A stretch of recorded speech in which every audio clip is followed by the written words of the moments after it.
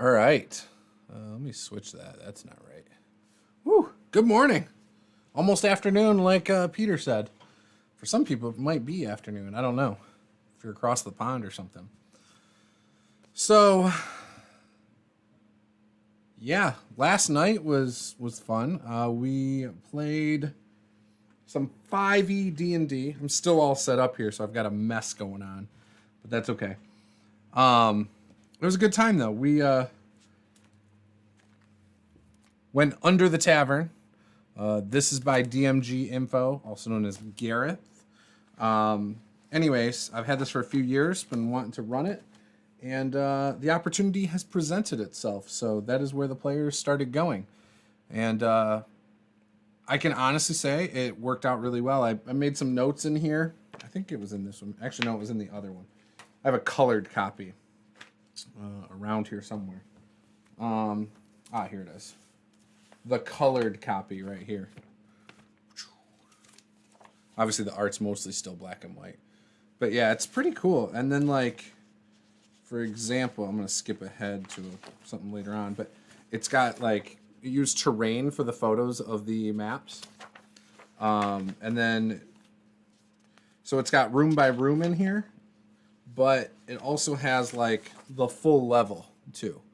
So it's really well done. I actually really like this style. I think it's pretty awesome. I kind of wish there were more things like this with the terrain as the like maps and stuff. I think that's pretty cool. But yeah, we had a lot of fun, and the party actually made it. It was a little bit slower getting into the dungeon, but once they got in there, they moved through it pretty quickly. Who would have thought that a D&D 5th level party facing 24 rats could have struggled, but it happened. And one of the players was like down to 15 hit points, which was not very many in the grand scheme of things. In the room previously, the players were surprised, and our barbarian, who has like 75 hit points, was attacked by 3 spiders. I used a phase spider stat block minus the phasing abilities, and we almost killed our barbarian. And that would have been catastrophic for the group. Other than the cleric, there's no real tanks in the party. And it was great because due to being surprised, she couldn't rage before she was attacked by a bunch of spiders. So it was fantastic. I just have to say that. And this inspired it, but this does not tell you what monsters to use. It just says vermin. It doesn't tell you what DC numbers to use. It does not give you anything like that. It just tells you choose a big big underwater monster. Here are some suggestions in some spots. It tells you to use a moderate difficulty or a easy difficulty and things like that. And it's really good. So again, I really love this. So something that's been happening a lot quicker than I expected is we've been picking up some patrons. And I think in part it's because we've been making these random roll charts for people to use in their games. I think that's been helpful. I think offering opportunities to play in games has been also very helpful. So when we hit, right now I think we're at 8 or 9. When we hit 15 patrons, we will be releasing a monthly PDF. And it'll be, right now I'm thinking it's going to be part of my world. This PDF is not something I'm going to stream creating or anything like that.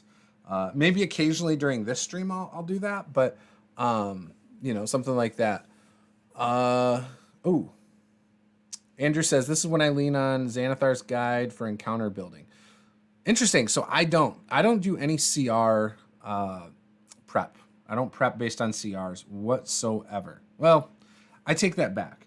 So for example, I might look at a CR, but I don't sit there and do the formulas that you're suggested to do in the DM's guide or in Xanathar's guide. I kind of ballpark everything based on my own impression of how strong the party is. So one of the things I take into account, for example, and that I didn't do yesterday that I probably should have, is does my party do area of effect? If they do, then it's going to be easier for them to handle large amounts of low-powered enemies. If they don't do area of effect, those large amounts of enemies are going to wreck them. And so what we found last night, for example, with 24 giant rats, they're like a 1/8 CR. And I don't know how the multiplication of the formula works and all that, but they were difficult for the party just because of the sheer amount of attacks. They're only doing 1d4 plus 2 damage. They weren't very powerful, but against some of the characters in our group, they were rough to deal with. And it's strictly because of the fact of the amount of attacks they get. You got to assume they're going to hit so many times and things like that. And then as the party is only able to hit a couple each round, they're going to be around for 4, 5, 6 rounds. Now, the only character in our party was a cleric that had any AoE, and that was because of Spirit Guardians. And he realized that about 2 or 3, I think the second round, maybe the third round, and was just like, Spirit Guardians, killed them all. Like, even if they had made their saves, they would have been dead, all the rats. So that was kind of cool, but he blew a resource. They're in a dungeon. It's not like they can just take a long rest. He's not going to get that spell slot back. And there's more rats in the dungeon. They're also just starting it. There's 5 levels to this dungeon. So, and you got to assume as you go further in the dungeon, the creatures get harder. So again, there's a lot of things there. And again, I forced some resources to be blown. Now, I wasn't thinking before I was planning any of this that, oh yeah, we don't really have any AoE. But typically, if I'm trying to make a lethal encounter, I do take into account, okay, what AoE stuff can they do? Who does the most damage? Who can soak the most? So I do think of these things really quickly. It's not like I sit there and I ponder it for like 10 minutes each thing. But and then I just go, okay, so it seems like this would do really well. So right now, because the party is composed of a druid, a warlock, a barbarian, and a cleric. The druid is a druid of the stars. It doesn't sound like a lot of her spells have anything to do with area of effect at the moment. And I know that she can pick whatever she wants every day, but that's not how she's focused her character. The warlock, again, doesn't have area of effect. The barbarian definitely doesn't have area of effect. So they're going to be doing a lot of damage to single creatures. So if I throw a tough single creature at them, it might not be as tough as I think. And that's okay. Whereas if I throw a tough creature at them, but then throw in little minions, literally 1 hit point minions around it, they might actually pose a threat because now that might tie them up doing a ton of damage to a single 1 hit point creature. And now the large creature can wreak havoc on them, right? So that's kind of what my thought process is when I'm doing things with 5e, with D&D 5e. Pathfinder 2e, I haven't quite figured out that stuff yet. In fact, I will say right now, I love Pathfinder 2e, by the way. I will say, when it comes down to it, I know very, very, very little. Like when it comes down to it, I am just somebody who, yeah, I can plan an encounter, but I will have no idea how hard it's going to be because I just am not well versed in it yet. And it's going to take me some time to get there. A lot more time than it took me with 5e. 5e, I think, is a very simple system. I felt like within a couple weeks of playing the game, I had an idea of how to make an encounter and get the feel across that I wanted. And that was before I knew the ins and outs of most of the rules. Right now, I don't know all the rules, but I feel like I know most of them, and I have a understanding of how it's supposed to work that nothing really messes things up for me. Andrew says, I just like the DMG formula very quickly. Also, knowing your group's composition is very important. 100%. Like knowing what feats they have, having an idea what kind of spells they use, that stuff is a big deal. O'Neill Flynn, sounds like my game last night, getting swarmed by spiders. See, that's great. So I'm going to get into swarms in a minute because it's a Pathfinder game. But yeah, Andrew says, I swarmed my group with were-rats, and the group was starting to sweat with that. Oh, I bet.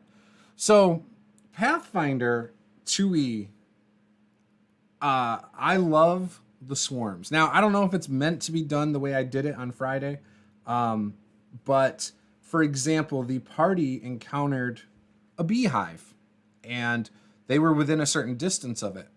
And so the swarm I put out was a 30-foot swarm. Anybody within 30 feet had to make a save, a dex save, or be stung by bees.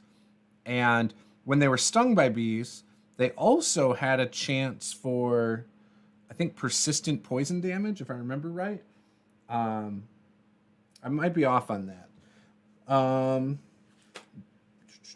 Yeah, I don't know. But anyway, so the thing is, though, if you know how bees work, anytime a bee stings you, technically it dies. So every time it used this ability to sting people, it lost 1 hit point. And we also had a character who lit himself on fire. Yes, I let it do splash damage to the swarm, but at the same time, he hurt himself more anyway. And they were, we almost killed him. He dropped to dying 2, I think, which was a big deal. Because he also took persistent fire damage as well. But he dropped to dying 2, and you only have to get to dying 4 to die. It was awesome. It was really, really awesome. And I actually didn't think the bees were going to be that difficult for the party, to be honest. And they were.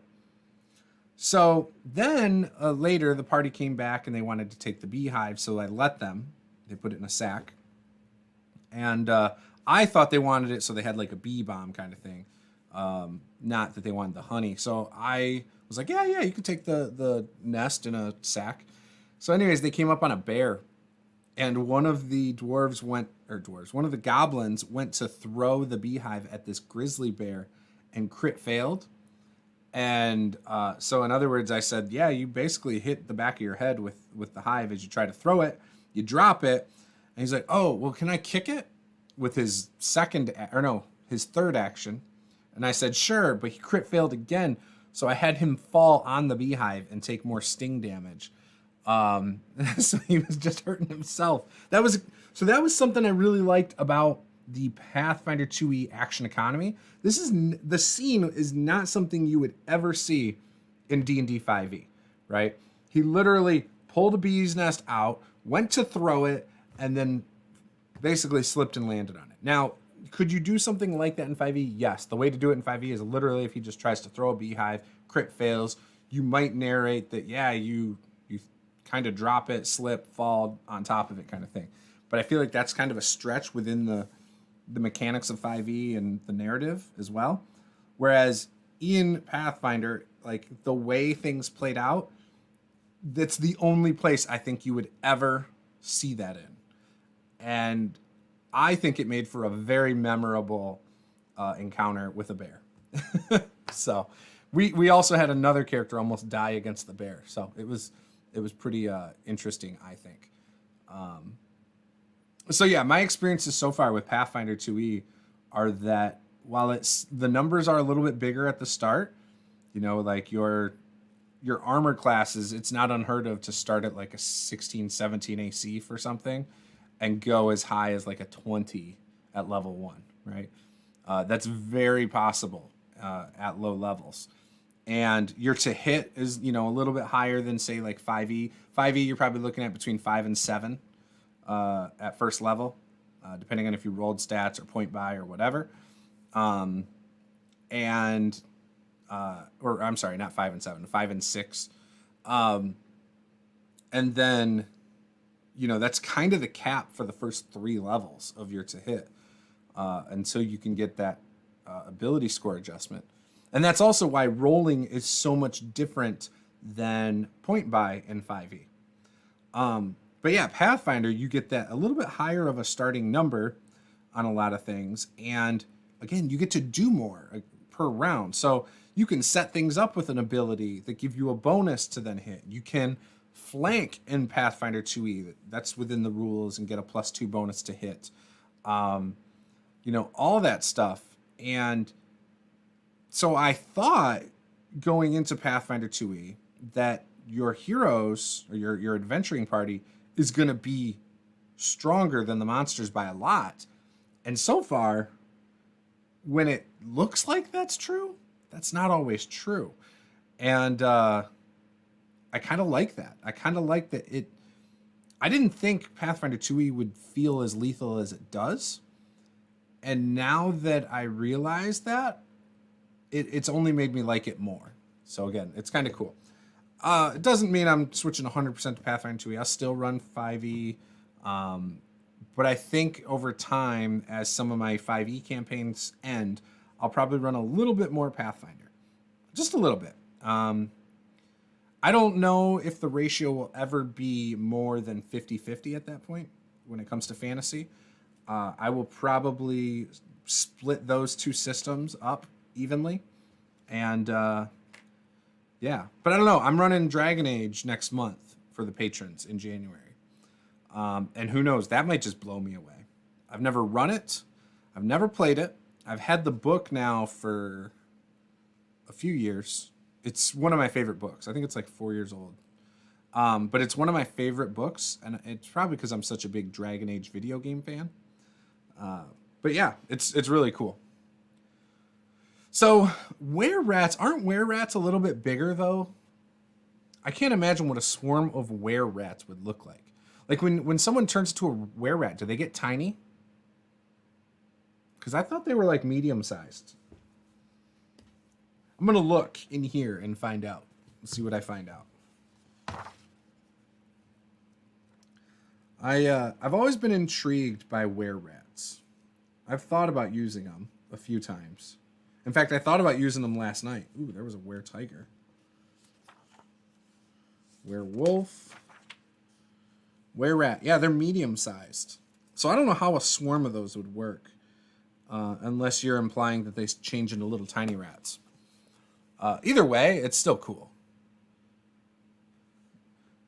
So did you like make up your own stat block for a swarm of them? Or did you come up with just throwing a bunch of were-rats at them? Is that what you mean?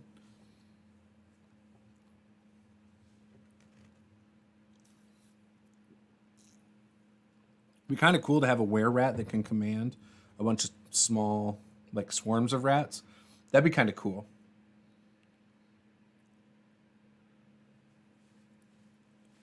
Oh, just 8 of them on the field. Okay, that makes sense. I could totally see doing that for sure. Like I said, I threw 24 diseased giant rats at them last night, and because they also surprised the party because of the way the module is written. It was pretty awesome actually. Again, I think last night went great. We were down one player, our monk player. Her internet went out, and she figured out that one of her circuit breakers had flipped. But that was towards the end of the game when she figured it out. So she wasn't able to join us, unfortunately. Which I think she would have had a lot of fun because her character, being a monk, she could do that flurry of blows and just hit a mouse, hit another mouse, another mouse, another mouse, and just probably blow through like 7 of those things. And that would have been awesome. Oh, it was a random generated group with 8 were-rats and 1 oni. Oh, the oni lasted 1 round. That's great. I love that. I've never used an oni, actually. I think I may have used were-rats once, but I've never used an oni, I don't think.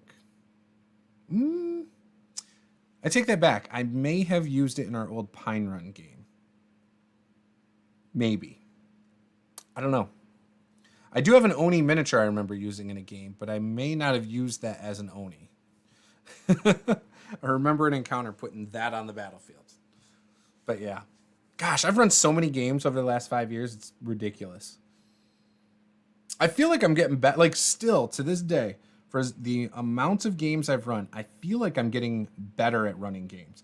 I'm getting more comfortable with uncomfortable situations in games, and I definitely feel like I'm improving on how I run games. So I do like that. Oh, they were level 12. Well, yeah, that's Level 12 is pretty powerful, especially in 5e. You can do some cool stuff by level 12. And with all the other things, you can get better rests in and things like that. That's the other thing. So this party is level 5, but they don't have like Leoman's tiny hut. They don't have rope trick. They don't have any of that stuff. So if they're going to rest, it's in the dungeon. Or they could try and go back and exit and before they continue. But yeah. I love when I feel like I've learned a new trick. Like this wasn't a new trick, but I loved how the bee swarm worked on Friday, that I might implement something like that into a future 5e game, where instead of a swarm literally being in a 5-foot square, like, no, the whole party's inside the swarm, and here you go. You can basically hit it from where you're at, but the problem is if you like do fireball or something, you might hit the whole party, right? Things like that I think would be kind of cool. So I don't know. I might play with that a little more. There's so much cool stuff that I feel like I've learned this year alone. So Peter, BN Drake up there, his campaign that we're playing in is super action packed, and it's constant action, and I love it. And I actually am hoping to take some of what I learned from him running a game and applying that to some of my games. I don't think I'm gonna do it as much as him, or at least as much as perceived, but I definitely want to occasionally have sessions that feel action-packed the way his sessions so far have felt for me as a player, because that's been kind of cool. At the end of it, I'm just like, wow, what the hell just happened? Like, we just did like a lot of stuff, and then the action just never stopped. So I do plan on trying to take things from that. That's the other thing. Playing in games with different people running them, for me, has always been very helpful. Seeing how people run their games, I have cherry-picked so many ideas from people over the years. When I used to play in D&D Encounters with my friend Brian from the YouTube channel Bugbears and Brews, I learned a lot of cool things from him.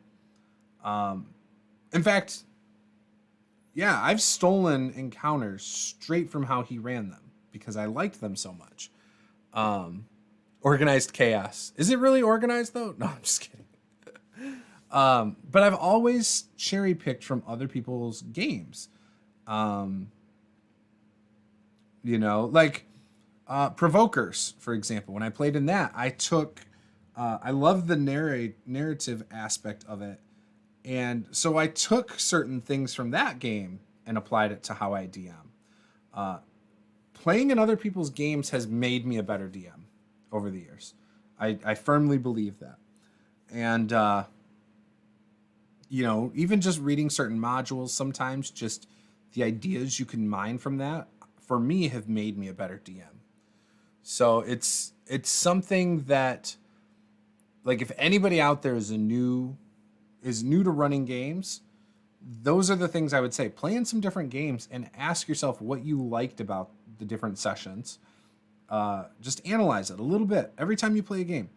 If it's hard to find something, then so be it.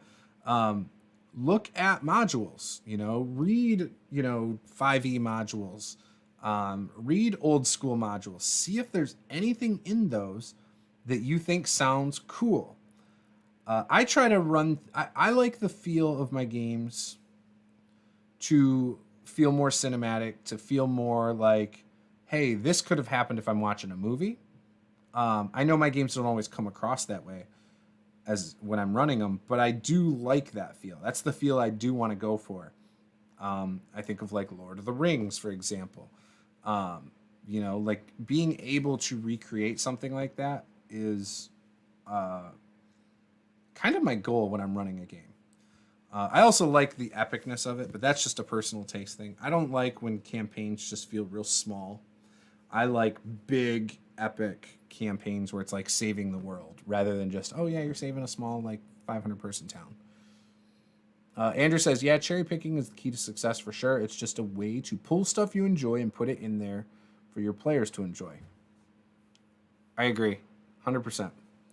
So that's kind of where my head's been at. For the last couple years, I've tried to just analyze more.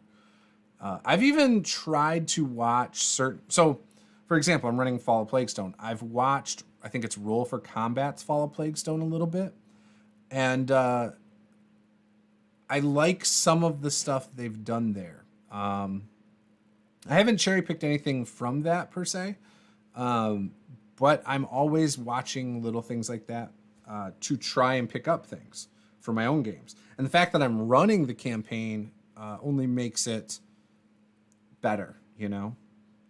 But yeah. So anyways, how are you guys today? You guys all ready for Christmas? If you celebrate Christmas. I know not everybody does. Oh, man. Such a good couple games this week. Every game this week was awesome.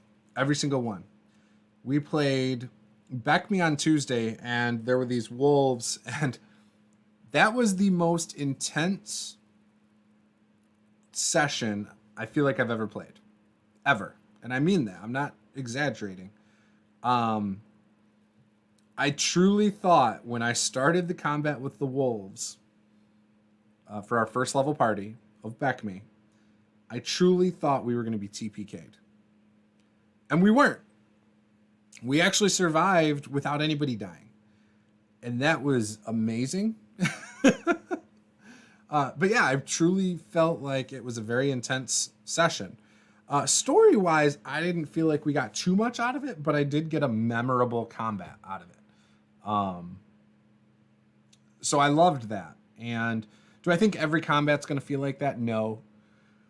I've played tough encounters. Ooh, excuse me. Ooh. I've played tough encounters with like AD&D before. I've done other stuff that I always thought was I've been involved in that was I knew going to be a hard encounter, but I've never felt like it was that intense. I felt like I was letting down a couple of the players by shooting the dire wolf. But it worked out great. We all lived. So again, that was fantastic. Thursday, Pulp Cthulhu was off the chain. Thought my character was going to die. I actually was for a moment, I actually hoped he would die because I was like, he's not as good as I thought. And then I'm glad he didn't die because I was looking through the Pulp Cthulhu book and I was not inspired to make any new character. Like I was like, nope, there's nothing in here that I really want to make right now. So I'm kind of glad he didn't die. But yeah, it was fantastic. It was absolutely fantastic. And then obviously the Fall of Plaguestone game, we had those couple encounters that were really cool. At the Old Orchard with the bees, in the woods, picking up some rosemary. We had the bear encounter, and that was great. And then last night, actually, as a DM, I thought I was going to TPK my party once I noticed they were hurting quite a bit. Hell, it still might come. They still might get TPK'd in the next BlackRock game, which would be hilarious. Yeah, it was great. So now this next week we have having 2 HP affects your decisions. Again, I wasn't worried about me so much because I'm using a bow. I purposely try to stay back because I have 2 HP. Whereas if I had something like 10 HP like Draven's character, I probably would run up and hit it with my sword and die like he almost did. But no, this next week we have Tuesday is a patron chat, I believe. And Wednesday we're mini painting. Thursday's Christmas Eve, so I don't think we're going to... Well, I know we're not playing Pulp Cthulhu. I have thought about doing a solo stream on Christmas Eve, just to pass some time. We'll see if I end up doing that. I probably won't. Definitely not streaming on Friday for Christmas. Saturday is a day off, so we're not doing anything then. But then Sunday, so a week from today, Riffs. We're doing a Riffs one-shot that evening. I can't wait. I'm really excited. We're gonna have quite a few characters to choose from. some players. If you want to play, go join our Patreon, and you can play. I think right now we have 4 players. I would not mind running for 5. Still have to plan out the actual one shot, but that should be pretty easy for me. I've got some ideas. Heck, I might even resort to my sci-fi table I created for my patrons this past week. The following week, I think we might be playing our what time Sunday? Probably the normal time, the 8:30 p.m. Eastern, till about 11:30 p.m. Eastern. The following week, we still have our Beck Me game that Tuesday. We'll do mini painting. Thursday that week is New Year's Eve. I'm thinking about doing a solo. I'm thinking about doing like a New Year's Eve hangout with you guys for a longer duration of time. Maybe we'll do like a year in review, analyze this past year, look forward to the next year, and just have a good time talking about cool shit. And then Friday for New Year's Day, we're not doing any games. And then Saturday, we will have our Descent into Avernus game. So right after New Year's. So Andrew says, got to take off. Let's do today. Take care. Yay, no problem, man. Thank you for stopping by. Enjoyed having you. So that's what I'm thinking is coming over the next 2 weeks with the holidays. Good, I can get a nap in on Sunday. There you go. So yeah, we'll have lots of stuff. Game On, dude, welcome. So Game On has a YouTube channel if you guys haven't checked out. So does BN Drake and Andrew. You guys should check each other's stuff out. Game On is on our Discord, and did you see my message? I should just double check. I sent you a private message, Game On. If you're interested, I will do that thing I mentioned. Not on stream. I wouldn't do that to you. But yeah, everyone should go check out Game On. He seems like good people. His channel's pretty good. He covers a lot of similar topics to us when we do videos and stuff. So, all that good stuff.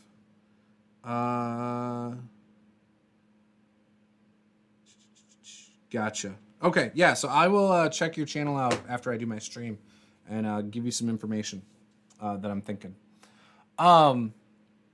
So yeah, so today, Paula's last day of work for a couple weeks is tomorrow. So I'm going to have a ton of time over these next couple weeks to do videos. So I have a ton of videos I'm going to record today, hopefully edit them on Tuesday. For example, I am doing what I call a Pathfinder Game Master's Diary, where basically when I feel inspired by a game session of Pathfinder, I feel like I've either learned something or I'm trying to figure something out, or I've screwed up a bunch of rules. I'm going to do a video and I'm going to discuss it. I'm going to talk about what happened, where I went wrong, basically analyzing myself and trying to learn from my mistakes. So far I did one of those. People liked it. People said that they feel like they're going to learn a lot from the series as well. It's going to give them insight if they've played the game or not, if they've run the game, or if they haven't, they think it'll be helpful. So I'm going to do that. I have a lot of stuff from Friday night that I did flub up that I plan on talking about, and I think that's going to be awesome. I also have the final Ancestry video, the final Versatile Heritage video from the Advanced Player's Guide to edit. I filmed it a while ago. I need to edit that still. That will go up a week from tomorrow, so between Christmas and New Year's. And then I also wanted to start jumping into the Lost Omens ancestries. So like the Leshy, the Lizard folk. I don't even remember what else is in there right now. But there's a few others. I think there's like 3 or 4. I think Hobgoblin is one.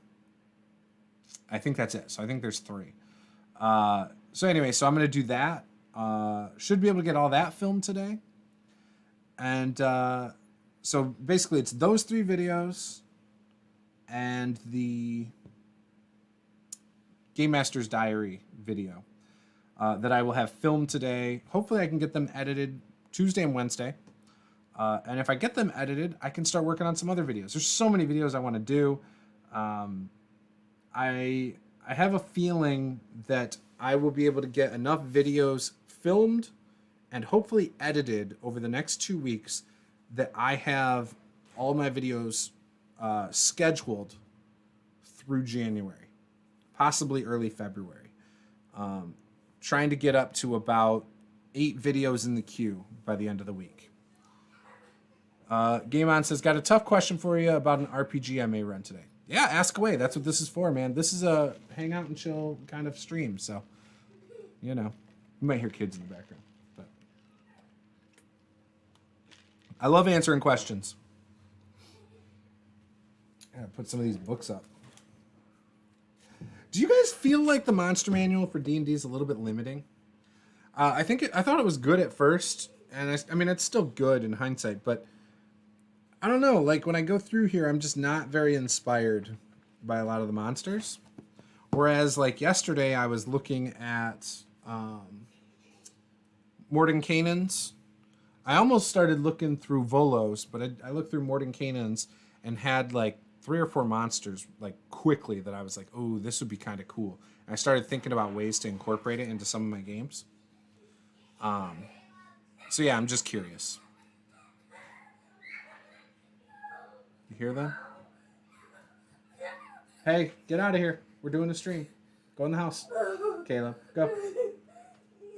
You don't have shoes on. You're not supposed to be in the garage. Anyways. Oh, so good. Such a good time. It was a good week. I was tired all week long. I was burnt out a little bit on running games. Or at least just, I wasn't really in the mood to run games this week, to be honest. Every time I had a game coming up, I was like, oh, I don't want to run a game. So, it was like I said, it was a rough week in that regard. But every time I ran the game, I was glad I ran the game. That's kind of the thing I've also learned over the years. I used to, like 5 years ago, I would have a moment where I would be like, oh, I don't want to run a game today. And I dreaded it. And I got in my head so much that sometimes I would call a game off, maybe prematurely. Like I'd have one player that wouldn't come and I'd be like, yeah, let's just call the game off then. You know, it was like I looked for that excuse. And I don't do that anymore. And I'm glad I don't, because it seems like every time I feel that way and then we still play, I always feel better that I ran the game. I'm always like, okay, I'm glad I forced it on myself. So, okay, I've been running Traveler for about half a year now for this group, and today is a pivotal plot point. Like a huge turn, but a few people can't make it. Oh, a few players. I don't know if I should run today and wait until everyone can be there. Drake says, sounds like side quest time. And then Game On says, I don't really have a contingency plan for this particular part because it's the only cutscene in my game. The PCs usually have all the choices, but I need to funnel them here. Ooh. So it's a pivotal plot point. Well, so what do you normally do? Do you still I mean, obviously you should still run the game. I think you should. Well, it depends. So how many players do you have? What do you normally do if players can't make it to a session? So right now, this kind of goes with what I said a second ago. I used to look at something like this, and that would be an excuse for me to not run a game. And then I'd be like, all right, cool. Now I can go watch video or go play video games tonight or whatever. Just chill. I'm glad that nowadays I mostly force myself to run the game. I do have kind of a firm rule. So, for example, we were down a player last night. No problem. If I had a second player who couldn't make it, though, so we're down to 3 out of 5 players, I probably wouldn't have run the game.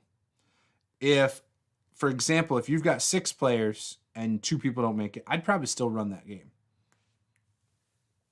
What is your policy, though, if someone can't make it? I kind of like what Drake is saying about try to put him on a side quest for one of the players who will be there. Like based on their backstory. I think that's a cool idea. But yeah. I mean, is there a way to have a built-in reason for those players' characters not being involved in tonight's session too? You know, like they currently at a place where it makes sense that their characters would go do something else.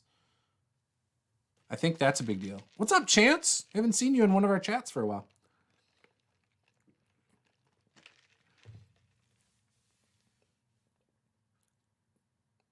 For example, our Descent into Avernus game, for a long time, Jake missed a bunch of sessions. He was there for maybe half of our sessions this year, maybe just over. So we ran like 13 sessions. I think he may have been at like 8 of them. I don't know. I'd have to go back and look, but he missed a lot of sessions, and we played no matter what. There was only one session we missed this year, and that's because I wasn't feeling up for it, and that was it. I don't remember if I was sick. I really just don't remember why, but yeah, that's I think that's the big thing. You got to ask yourself though, do you want to try to hold off on running the session? I wouldn't. My streams clash with your sleep schedule. Do they? What, do you go to bed early, Chance? This is an early one though, man. Do you like this early one? Last week I did it at 10. This week I had to run to go pick up some disposable diaper, not disposable, cloth diapers for our 2-year-old. Normally would do that full stop. I'd do a cool side quest, but literally a 3-way war just broke out, and the PCs have the Emperor's son, and they need to extract him. They're stuck under fire. Oh. So you look, BN Drake is spot on with how he, like, that's how he runs games. He would make some crazy shit happen, some time travel, something, and you would get your side quest in if BN Drake was running it. Kind of a hard place to get a side quest when they're literally being bombarded by artillery. And so I'm assuming you have this big battle planned out, like that's what most of tonight's session is about. Early, late, Monday, Tuesday, December, May. Time's getting weird. Time has been weird, man. Chance, this year, I'll be honest. So here's the thing. I talked about it a little bit last week, and I talked about it on my Discord. A lot of people are like, oh, 2020 sucked. 2020 for me has been fantastic. Obviously I did lose my job earlier this year because of COVID. And it was more of a self-choice, being high risk, that they had asked me if I wanted to come back in May after not working for almost 2 months. And I had said that I wasn't comfortable. And part of that was because nobody at the place was taking things seriously at the time. I actually bought my own, like, sanitizer and disinfectant spray for my desk area. I was doing car sales, by the way, and all this stuff. And every time I was away from my desk, my shit was gone. I hated it. People would take my disinfectant and whatever. And so I'm trying to make sure I'm staying healthy while working, and people were taking my shit. So that was kind of frustrating, but usually sleep when my eyes bother me. So you just sleep whenever you feel like it. You're not on any schedule. Drake, does the Emperor's son have a special power or something to teleport out? Game On says time travel would work if this were Starfinder, but Traveler is hard sci-fi. There's no time warping. I'm not trying to get out of running, just need more people and 2/5. Oh wow. So you have 3 players out. Honestly, yeah, no, for me that's a game, that's not enough. You could run a one-shot of something else, though. Maybe do that instead. In that case, you could run like a flashback with just the 2 players. So, okay, yes, here we go.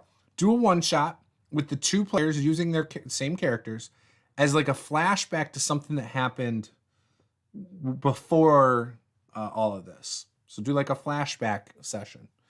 That might be cool. But then figure out how to tie it into this session for next time. So maybe something big happens in the flashback that basically happens again in the present.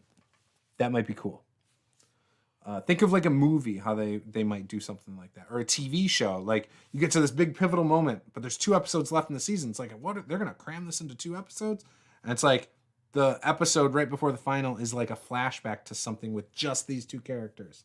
Do something like that. That's what I would do, and I feel like you would make the session for those 2 people who showed up. It's gonna be awesome. It might even give them some insight into how to handle something that you're going to run in your next session when all 5 are there. That I think could be, if you pull it off, could be one of the most memorable game sessions those 2 players ever have. If you can pull it off right. And you probably can.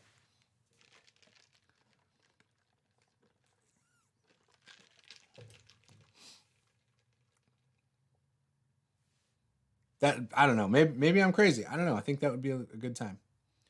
I don't know if I've ever run a flashback session, but that would be fun. Have you checked out Path of the Beast Barbarian? What is that? Is that something in like Tasha's or something? I'm gonna put these books away. Since I'm not playing any 5e for 2 weeks, that's crazy to think about. Not playing 5e for a while. Ugh. Oh man, so much good stuff so far. Like I said, great week of gaming. I absolutely loved it. So much fun.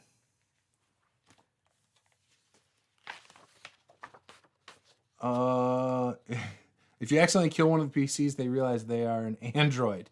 Cyclone from that point on. Yeah, you could do that. Or they could have been revived by a medic of some sort. Or some special... maybe... So maybe they're not an android, but maybe there was like some experimental drug used on them that brought them back to life. And could cause like... some pretty severe side effects later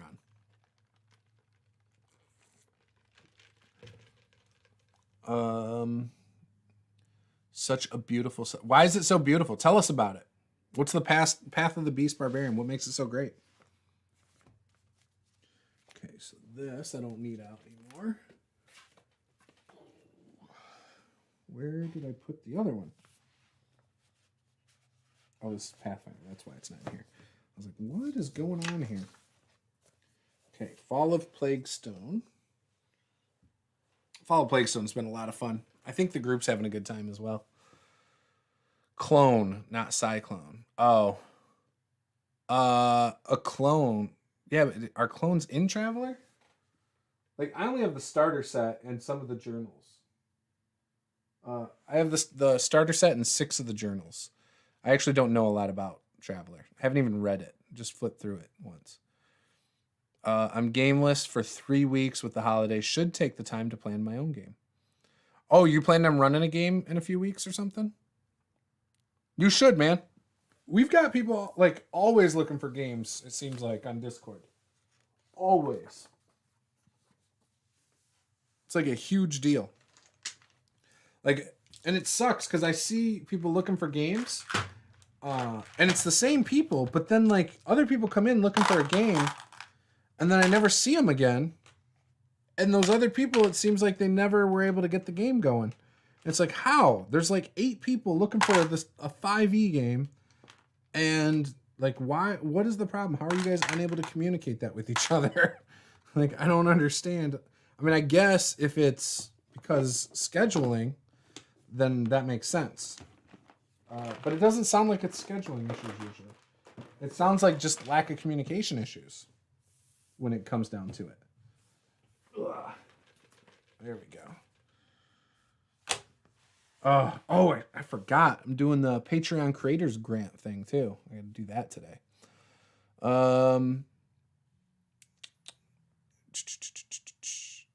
It is now. See, I love that about you, Peter. I love it. Peter will be like, yeah, it might not be in the system, but who cares? It is now. I love it. O'Neill Flynn says maybe. Chances at least 3 each time you rage. What? Oh, at level 3, each time you rage, you can choose to regain hit points on a hit, deal an extra attack, or increase your AC by 1d8. That sounds way too powerful. Like, barbarians are already pretty powerful, I think. And that just... Wow. Each time you rage, you can regain hit points on a hit. Deal. Is it a single extra attack? Or is it every round? Same thing with the hit points on a hit. Is that every time you hit or just a single hit? If that's like a one-off ability, I'm fine with that. If that's literally every round, like, no. No. Game On says, I spent 2 hours on the Turbo Trainer today. That was rough, but I got to catch up on the Discord's videos. Yes. That's always good. I need to get back to working out bad. I have a rug that's rolled up out there that I need to put in the corner of our garage.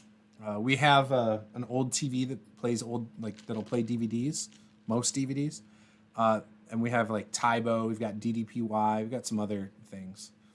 The Tybo DVDs used to be my dad's. I kind of inherited those, so yeah. Rage, exactly. It lasts for the duration of the rage. So you literally, oh my gosh. So every time you hit, you're going to regain hit points. That is some bullshit. I would be pissed. As a DM, I would be pissed. Actually, as a player that's not the barbarian in your group, I would be pissed. Like, that... Those poor other characters in your group are going to get wrecked because of how much a DM has to ratchet things up to be a challenge for that barbarian. I'm glad I'm not the kind of DM who tries to challenge my players on every encounter. I'm really glad I'm not that DM. Because if I was, that would drive me mad. That is cool. I would love to play that barbarian, though. As a player, that'd be awesome. Now imagine a party of nothing but those barbarians. That would be epic. Can you imagine that? Like 5 of those guys running around? Probably get your AC up to a 24. Hell, you could technically get it up to a 28 with that. Oh, and oh my gosh, not only would their AC go up, but they still have resistances. Oh my gosh. I'm with you, Game On. Anything a player can do, a DM can do. But when you're thinking of... So, again, I'm not this kind of DM, but I know a lot of DMs who try to make encounters challenging for the whole group, right? That's like what, as a GM or DM, that is their sole purpose when they play encounters, is to be as challenging as possible for that group without technically killing them. And so if they're doing this, and say you've got that barbarian, and maybe you have like a paladin or a fighter, so you have 2 tanks, but then you have a wizard in the back, a rogue who might be able to use a bow, but his best thing is his magical +3 longsword or something. He's probably going to want to engage in some up-close stuff. He can use his disengage action as his bonus and then move kind of thing. But, yeah, I mean, everyone outside that barbarian, because now as a DM, you got to make sure something has a higher to hit. You got to make sure that it can hit harder. Yeah, you're going to be creating some problems for some groups when you're talking about the other characters. There's going to be a lot of other characters dying because that barbarian's in the party against those type of dungeon masters. Again, I'm not that kind of dungeon master. But yeah. Watch them beat each other up after one of them gets charmed. That would be funny. So when I have something like that, I would look at that barbarian's weaknesses. Probably intelligence, maybe charisma, right? There's not a lot of spells that really impact those, but I would go to one of the spells that can neutralize them by going at their weakness. There are some creatures that when they deal certain types of damage, it can't be healed. So if you do that kind of damage to that barbarian, then he's not going to regain any hit points. So, yeah, that's... so, Chance, with the regain hit points on a hit, deal an extra attack, or increase your AC, is that like a one-time, like you choose that in character creation, like what your beast barbarian's going to do? Or every time you rage, you can choose which of those three?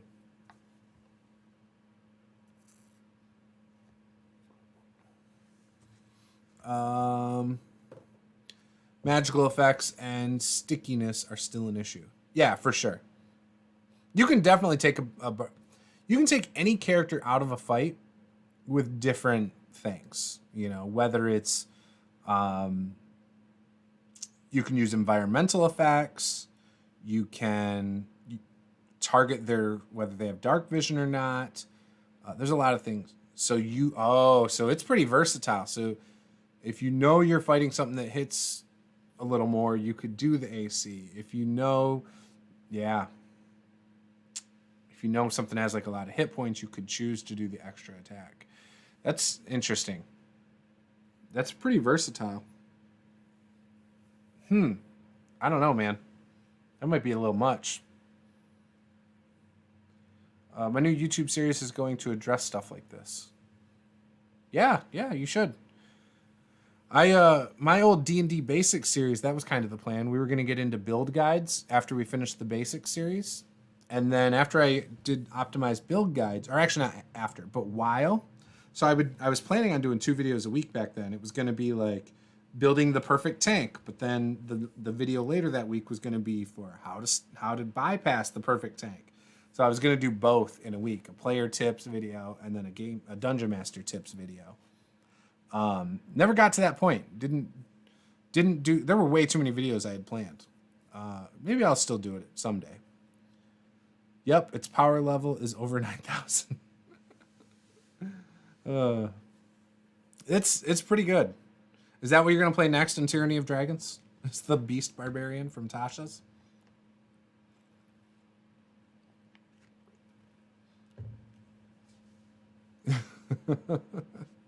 Then you don't have to worry about crazy spell combos.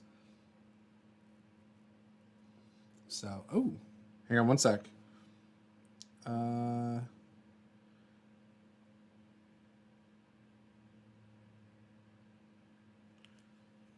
Anyways, sorry, wife is apparently going to the store soon.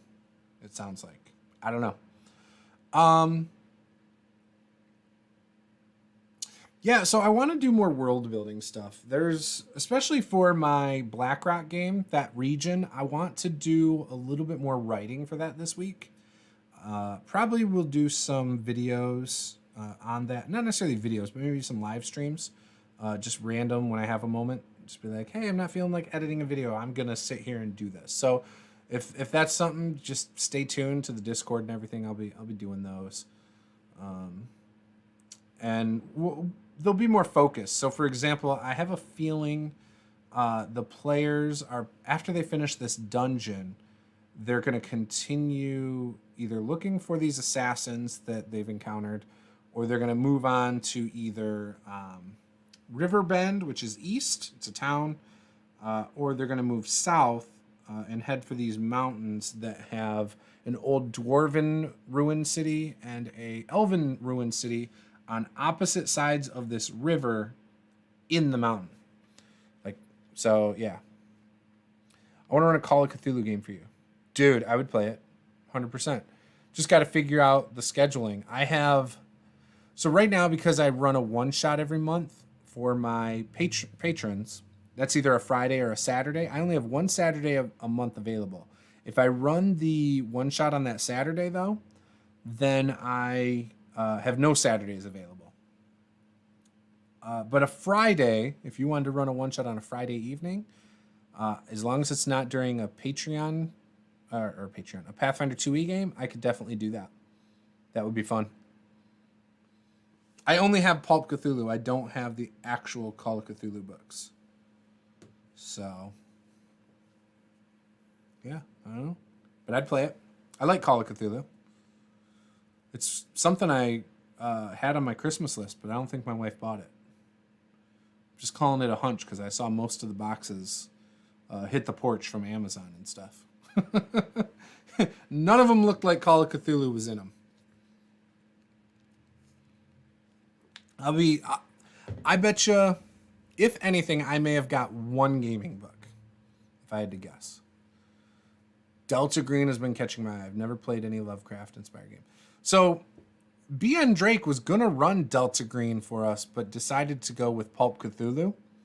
And Delta Green, I've seen the box set on Amazon a bit lately. I think it's like $80 or $90, and you get like all three books or something. I've been watching that one as well.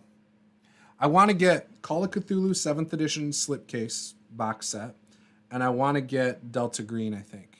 But maybe not Delta Green, I don't know. I might just wait on that. I'm easy. I usually use quick start builds because those rules are free, and I use the core rulebook for rulings that need help. Yeah. So we've played Call of Cthulhu. My wife likes Call of Cthulhu a lot, actually. But we've played it a few times. We played it with Sean Connors this year. Obviously, I'm playing Pulp Cthulhu with Peter. I did D20 Call of Cthulhu a few years ago. I didn't like that, but I don't think it was necessarily the rules. I just didn't get into the game because it was... So Call of Cthulhu is fun when there's like maybe intrigue and mystery involved, I guess. But if you're playing up the horror aspect of it, and that's just all you're going for me, that doesn't do anything. I don't get scared from playing an RPG. I don't get that to this point. Maybe you can do that differently, but I have never felt like, oh my gosh, this is scary or creepy, like I'm creeped out. And so for me, it's just like, what's the point? So I do like a lot of combat in my games. So Peter runs games with combat like 24/7 almost. Not quite, but a lot of combat. And I actually really like that. It keeps me entertained. When it comes to RPGs, I really like not a lot of combat, but I like combat. So, and Call of Cthulhu, not meant to have a lot of combat. So it doesn't cater to what I'm actually into with RPGs usually. But when we played with Sean, it was a module of some sort from Drive-Thru RPG, and we were like from a heist, and we all came back. And our names were like Mr. Green, Mr. Brown, and things like that. That session, it was run really well. I feel like everyone pretty much got equal chance of spotlight. And there were things that happened that I think all of us found interesting. More of a mystery with horror themes. Okay. I run an atmospheric game. I have a Call of Cthulhu live stream logged on my channel. I'll check it out. My wife would love to play that, though. If you wanted to run that or something, I could ask her if she wanted to play, too. I would play, though. I don't have a problem with it. Chance says, tabletop RPGs have a tough time building up suspense. I think it's due to the metagaming nature of most games. Kind of like watching a horror movie while joking with friends. Yes and no. I just don't think I'm somebody who... With RPGs, I don't know if I get that immersed in it.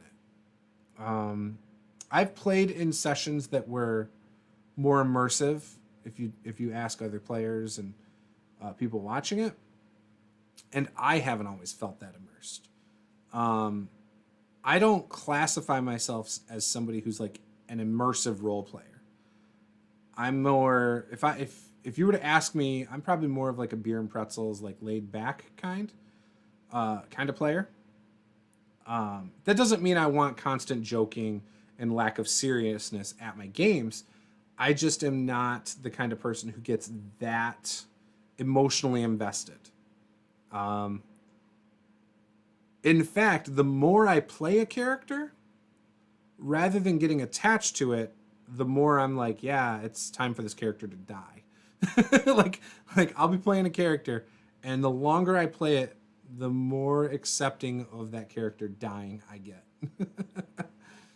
Sometimes because I'm bored, or sometimes because I just have a different idea that I want to play at that point, or whatever. But yeah, like if I feel like I've done everything I wanted to do with the character, I'm ready to retire the character. That's the other thing. But yeah, I don't think I get that immersed in games, unfortunately. I wish I could. I just think I lack that kind of focus. It's too like mentally exhausting sometimes. But I also don't watch horror movies as much. I used to watch a lot of scary movies in high school and stuff. In fact, my sister, I used to take her to the movies and we'd go watch like the different horror movies that were coming out. You know, I remember going and seeing The Ring and The Grudge and all that stuff in theaters. And there was one with like a marionette doll or whatever, and like all the dolls. And this was what, 2000s, late, like maybe around like 2004 or so, something like that, 2005. It had like a marionette doll thing, and I don't know. Used to love that stuff though. The last 10 years, maybe it's because I had kids, I'm just not as into horror in general. It doesn't scare me necessarily. I'm not as into it. I've become much more simple. Like, yeah, let's throw on an action movie. Yeah, let's throw on a comedy. All right, cool. Again, more chill, laid back things. So I don't know. But yeah. Oh, man. Puppet Master. I think that may have been it. I only saw it in theaters. I was not impressed. No, Puppet Master's older, isn't it? Let me look. I don't think that's it. I don't remember what the movie was, but I don't think that's it at all. Yeah, that's not it. No, there was a scary movie. Oops. I'll just look it up. With marionettes. Nope. Is it Dead Silence? Yes. Oh, it's 2007. It's called Dead Silence. It's on Hulu right now, too. I might have to watch that again, actually. I'm going to write that down. I remember not liking it very much, though. But it was called Dead Silence. Oh! You know what? Paul and I were talking the other day about something that I want to talk about with you guys. You know how like everyone talks about, and I'm going to do a video on this, I think. But I want to run this by you guys. You know how everyone's like all excited about a D&D movie and stuff like that, and they're like, oh yeah, they're gonna redo like a movie, or Joe Manganiello's doing something with it, and blah blah blah. And everyone's like, oh yeah, but then like half the community's like, it's gonna suck. So I think about it, and I don't understand why everyone. I feel like a D&D movie should not be worth much, in my opinion, right? When it comes to the IP. Because what are you buying? You're literally just buying the name Dungeons and Dragons and then a setting name. That is really about it, right? Maybe some characters or monsters. But like, I don't know. Congrats on my reaction video. Why congrats? That video's a train wreck. It's so interesting what people's thoughts and opinions are. I've seen so many videos in the last couple of days pop up since I did mine too. But anyway, so like the Dungeons and Dragons movie franchise, right? Like you had the first one that was really big Hollywood that bombed. Did not feel like D&D if you talk to anybody who watched it. But then they had those other ones that were I've watched them. Yes, the graphics and stuff are not well executed, like the special effects, but I actually liked those movies. I think I've watched 2 of them, and again, I really liked them. But when I was thinking about this, again, I don't know if I was a Hollywood director who was interested in doing some sort of fantasy movie. Dungeons and Dragons would not be who I would reach out to. I would 100% reach out to Paizo. And this is not because I'm really into Pathfinder 2e at all. It's because I think there's merit, there's value in the iconics. You know, Valeros and Amory and all of them. Like we know who the Pathfinder iconics are, right? You know, that's where I would go with licensing. And yeah, I would just call it Pathfinder and we would bring in the characters. But I would shoot it.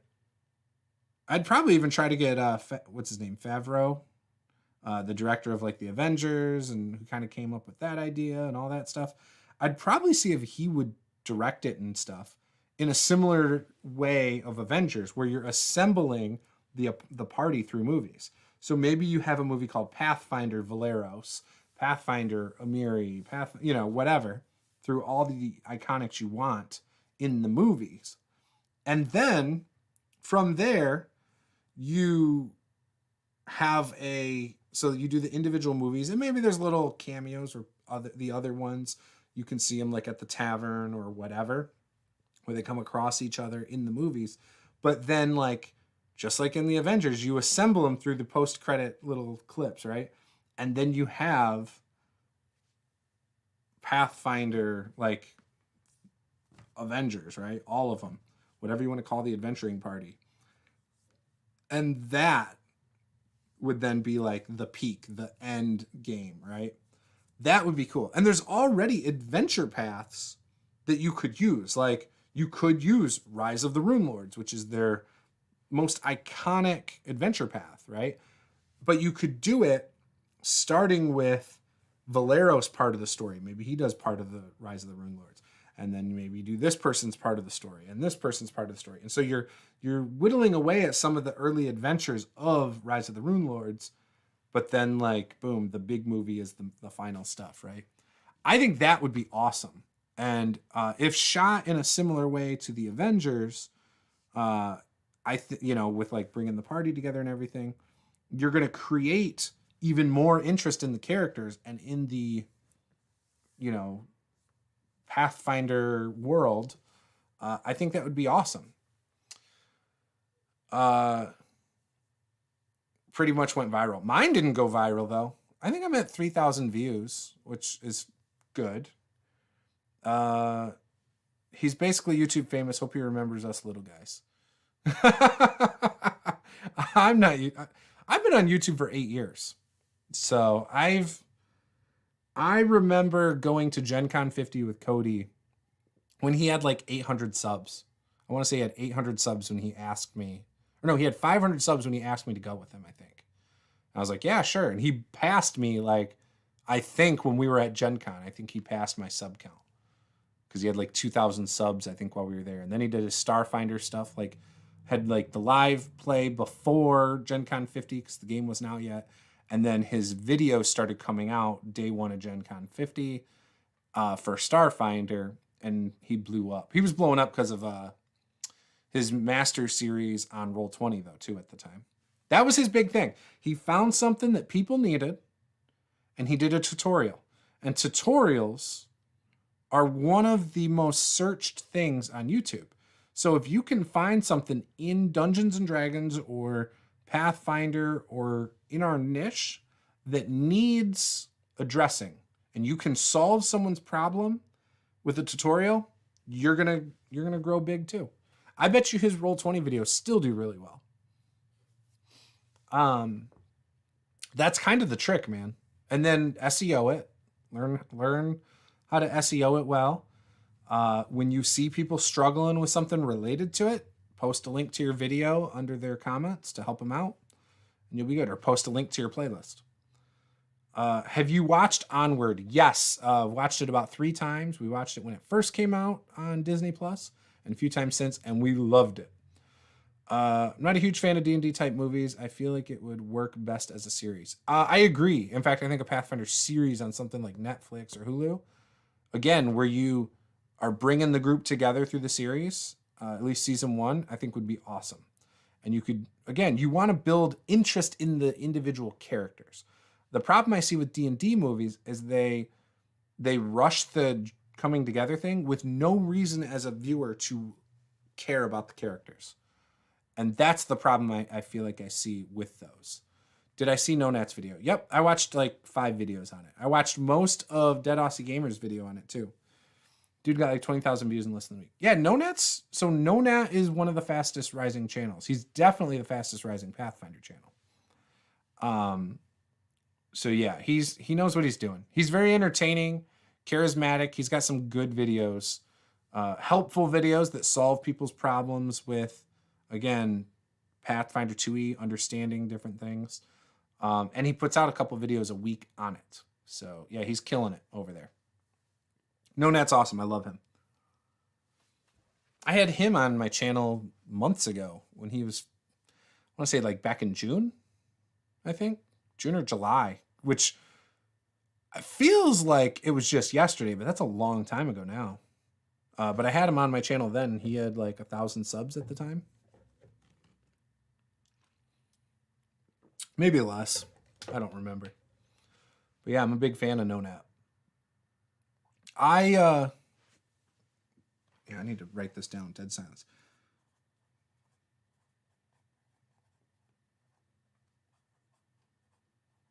All right, cool. Wrote it down. Yeah, I don't know. Here we go. Krzysztof Kozlowski, an RPG movie needs to keep the party on the smaller side of things to keep it manageable. I don't think it has to keep it smaller. I just think you need to create interest in the characters before you worry about the epic journey or the tale. So again, I think if we're talking about a TV series, say it's 12 episodes, which usually an early show that has not proven itself is like 8 episodes, I think. So let's say 8 episodes. You can spend 5 or 6 episodes setting up the main story, but focus strictly on a single character. Like episode 1, maybe that focuses more on your wizard, right? So episode 1, or it focuses on your fighter. Usually it would probably focus with your fighter because that's going to be like your token leader. It's probably the most relatable to people watching. But say you start with like your wizard, okay? And he realizes that, yeah, I can cast spells, but man, I need to get some help from a rogue. And so maybe your second episode is a rogue. Like, look at Mandalorian. If you like Mandalorian, he's kind of assembling a party there, right? Almost every episode, he makes a new ally. Whether it's he does a quest with them or for them, but he makes a new ally. And so then, for example, you get to the finale, and everybody he's allied with, for the most part, is in the episode and plays a big part in it. That's how I think you do it. You know, you literally, again, you focus on the one character, and then you bring in another character that becomes a main character. And then again, and then as you get a few episodes in, you don't focus on the original character because it's not his story, it's all of their story. And you can do that. Think of X-Men, the old animated series kind of did that, where they'd focus an episode on a single person's backstory or a single person's conflicts, right? I think you can do it and do it in a good way, but you have to look at how they do it in other shows, other movies, and take that formula and slap on some Dungeons and Dragons fantasy dressing on it, and you can do it. Well, then maybe a better answer would be to not rush stuff. That I agree with. I completely agree with that. You can't make a 1.5 hour movie, introduce 4 or 5 characters, make people care about the characters, and then set up a good story, and then climax the story. I don't think you can do that well with a fantasy type of movie. or any kind of action movie, unless it's literally just action. Like, oh, yeah, it's a great action movie, lots of fighting and whatever, you know? I mean, hell, look at Game of Thrones. How many characters did people love and hate and despise, and your feelings towards them kept changing throughout the seasons, right? Or, you know, I never read the books, but throughout the seasons, like, you love this character. Oh, now you hate him. But that character you hated before, now you're starting to like him. Like, you can do that, you know, with anything. But doing that with, like, the Pathfinder Iconics, for example, using Galarian as the world, I just think a multiple season show or a ton of movies over the course of like 10, 15 years could be really awesome. Yeah, I do think a series would be cool though. 100%. I would love that. I'm sure they've actually, I bet if you talk to Paizo, they've probably had talks with film companies about it. I don't see how they couldn't. You know, an animated series would be probably easier to go by because then they could try to fund it, right? But I would rather see it as with like real people, I think. Because I feel like an animated series would take longer. Speaking of animated series, I really love the Dragon Prince on Netflix. Love that show. Can't wait for the role-playing game to come out next year. I think it's going to use the Cortex system. And that's one I'm looking forward to. I think Cortex, is that just the fudge dice? Is that what that is? I don't know. But I've never played it.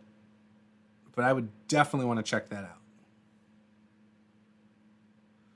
Yeah, Critical Role raised like $10 million. They were trying to raise $1 million to create like one show. And they raised like $10 million. So they decided to turn it into a series.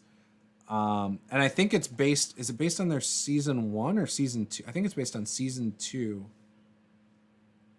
Or no, maybe it was season 1. I don't know. Either way, it's going to be like 10 episodes or something. And it's just retelling the stories with animation. Not retelling, but it's animating the series or animating their stuff they already played. Is my understanding. I think the D&D movie is going to be a comedy. You know, it's possible. I really hope not. I mean, even if it is, I guess that's fine. It's if it does not make you like the characters and it doesn't set up the actual story well, it's going to bomb. It's a prequel to Vox. Oh, okay. That's possible. I'm not a Critical Role person. I have like Tal'Dorei on my shelf, which I actually think is a really well done book for 5e. And just in general, I think it's a pretty good setting book. But yeah, I've never gotten into Critical Role. I love what they do. I think they're doing great things for the hobby. Anytime you have more people in the hobby, I think it's a good thing. No matter what, whether you're bringing like, you know, thespians to the table or you're bringing power gamers to the table, if you're bringing new people to the hobby, it's good for everybody. You know, because there's no right way to play D&D. You know, if you have more options as players and it's easier to find groups, that benefits everyone. You know, if you're not into that play style, but they want to play like hack and slash, they can go find that in another group that likes that style. You know, I can't see it working as an action adventure movie. Really? How come? I mean, how is it any different than like the Avengers? That's an action adventure movie. You know, you could literally reskin Avengers, you know, story and plot and everything. And I think you could do it well.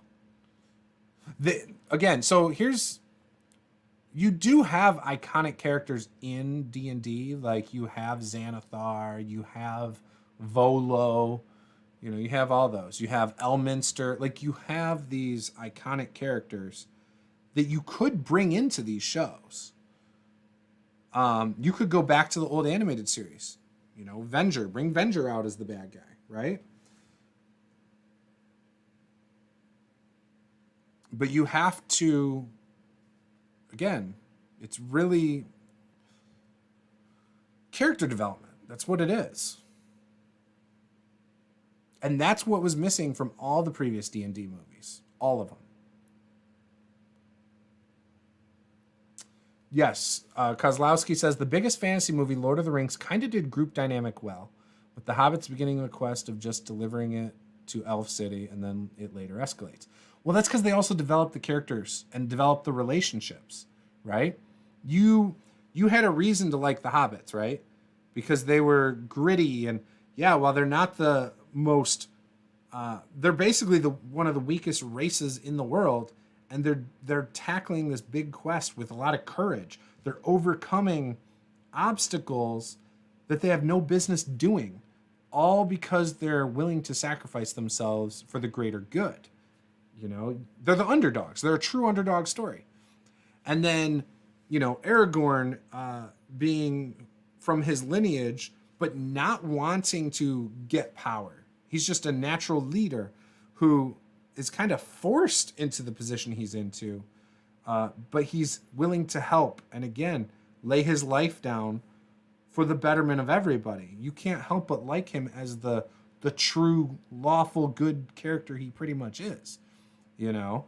And, like, you learn to like the Legolas and Gimli, one, because they're kind of funny with their banter back and forth, and they evolve. They don't like each other in the start. They're kind of racist against each other, but then they learn to accept each other for their differences. Again, the stories between the characters and the things they go through, like, you know, you can see at points that, like, yeah, the dwarf is very prideful, and, you know, he learns to trust the group. Like, again, it's the character dynamics and the evolution and the storytelling that made that good, you know? And then it had good combat too, right? So I think you can do it. I don't know. I think they would have to put a lot of precedence on character choices and try to convey that. Yeah, I think that's what they did with Lord of the Rings. It was, you know, there were a lot of things that came up in that storytelling that I think came across well. And that's what makes a good show anyway. No show is good if you don't have a reason to like the characters. No show is good if the characters just cookie cutter the whole time. Like I said, Mandalorian, looking at that, he started off as a machine, he became human, right? And you learn to like him because he showed vulnerability. Same thing in Lord of the Rings. They start one way, they evolve and change and go through some crap, you know, but you get to see inside the character throughout the movies. Any good show, you see the different layers of the onion, right? For the characters. Yes. So Peter says, you want to care about what happens to the characters, love or hate. That applies to NPCs in games too. 100%. Like when we're talking about tabletop RPGs, literally, if you just have all your NPCs act the same, do the same thing, like, it's boring. You don't learn to care about the NPCs then. Having variety in personalities and have them change and have the NPCs learn to care about the player characters, things like that, makes it way more interesting. Chant says, just really cheese it and send them into a digital world, SAO style. Peter B.N. Drake says, indifference is the worst. 100% agree. And that's the problem with the old D&D movies, is indifference. And that's, I'll be honest, I think I've made some cool NPCs, but I have not made, it's something that I definitely need to work on a lot more. I have NPCs in my worlds. They just kind of fill roles. I need to bring them to life more to make my players love them more. Sometimes I do. Sometimes I'm able to pull it off. But I'm not as good at it as others, I think. Which, Peter, you do a good job of it. I feel like the NPCs you've introduced, for example, in our Pulp game, have been memorable, unique, different from each other. And while maybe we don't hate them all and we don't love them all, I think there's definitely something there. You know what I mean? Like, You do a really good job of making us give a crap. But yeah, I don't know. I just think I want to see it. Like, that's the thing. As a fan, I want to see a really good RPG inspired series or series of movies. That's what I want. And if we had that, I think it'd be even easier to bring people into our hobby. Be like, here, watch this. That is a D&D campaign. Like, look, yeah, you learn to love the characters. That's exactly what happened with my character in such and such. It lends itself to, showing people what a D&D campaign can be, I think, if it's done well. Because the same thing happens at D&D tables. Like, a lot of the reason people don't like hack and slash campaigns is because you don't learn to even care about your own characters, let alone any NPCs or anything in the game. It becomes just about treasure and loot and, becomes a Monty Hall campaign. That's not that exciting for a lot of people. But some people like that. But if you can say this right here is what we wanted, this movie or this series is exactly what I want my D&D campaign to feel like, then, again, I think that's a little bit easier. That's what I want. I want my D&D series to feel like when we're playing a campaign, I want it to feel like something epic like that. I want it to feel like The Avengers or Lord of the Rings or, Mandalorian or whatever. Like, that's what I want when I'm doing a D&D game. Which Mandalorian, I mean, he's getting magic items left and right. You got the armor, you got the jetpack, the spear, the gun, the sword. Actually, I don't think he got a gun. But yeah, it's kind of a D&D campaign in itself. And that's probably why every time I watch The Mandalorian, I'm like, oh, I want to play Fantasy Flight Star Wars. Every single time. I'm having a Mercer effect flashback right now. So again, I am not somebody... So, oh boy, Mercer effect. It's said in such a negative way, and it's so dumb. It shouldn't even be the Mercer effect, because 5 years ago, people used to say the same stuff about Chris Perkins and his Acquisitions Inc. games. Like, oh, not everyone can DM like Chris Perkins, but everyone wants someone to DM like Chris Perkins. Man, that armor must be like +5 enchanted. Right? So, the Mercer effect. One, I don't get it. I mean, I've seen people who are like, I want my DM to run a game like Matt Mercer and do the voices and whatever. But not everyone's comfortable doing voices. I don't do a ton of them. Dead Aussie Gamer, going to bed, just wanted to say you're beautiful. No, you are beautiful, my friend. And I am so jealous of you guys playing Rise of the Rune Lords with 2nd edition Pathfinder. Everyone should DM like me. There you go. I agree. Sleep is a crutch. Yeah, sleep is for the weak, man. You'll sleep enough when you're actually dead, Dead Aussie Gamer.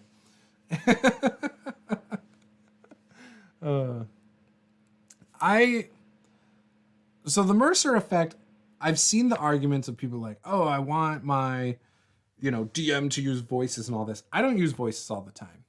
In my BlackRock game, I have a couple NPCs that I use voices with. We have Rosie Sandfoot. She's the bartender at the tavern that they are in right now. And I use I try to use a Southern accent. We have a merchant who's got like a bunch of shifty gold and stuff like that. I try to use an accent based on a character from skits that I used to see all the time. Kind of like your typical party store guy. But he's got like gold rings. He's a dwarf. I'm not good at accents though, but I try to do it for him. And I think it conveys like this shifty, shady kind of guy, unfortunately. But yeah,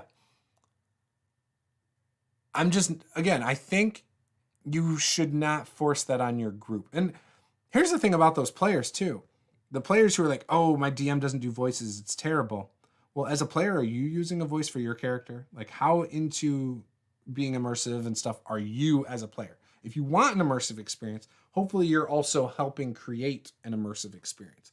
Because if you're not, then you're kind of being a hypocrite, right? One of the things I've learned as a player, if nobody's acting like in character and things like that, if I want them to, if I start doing it a little bit, other people will start picking up on it and doing it, right? Same thing as a dungeon master. Like if you want your players to do more things in character and stuff like that, engage them in character. Those are the big things that go so far in a game, right? Just my opinion. Died once, didn't take.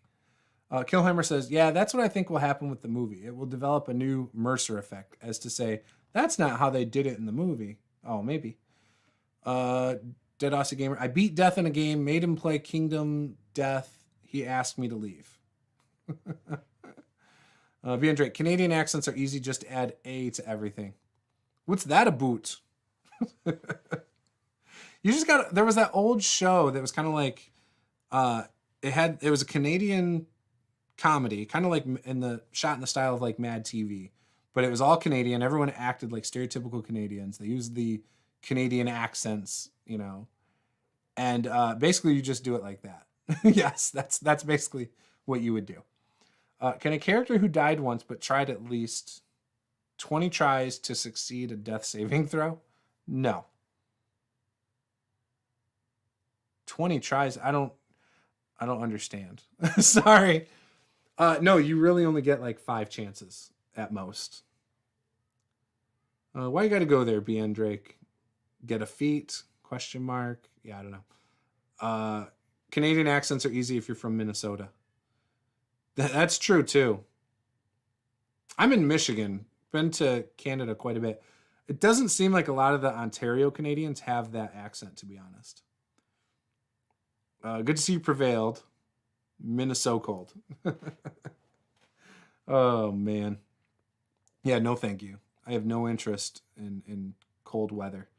My son asked me this morning, so when Christmas is over, is the snow going to go away and it start getting warmer? And I said, no, it's going to get colder, and we're going to get more snow over the next 2 months than we got pre-Christmas. And he was like, yes. And I'm like, no. He's excited about it. But all kids get excited about snow.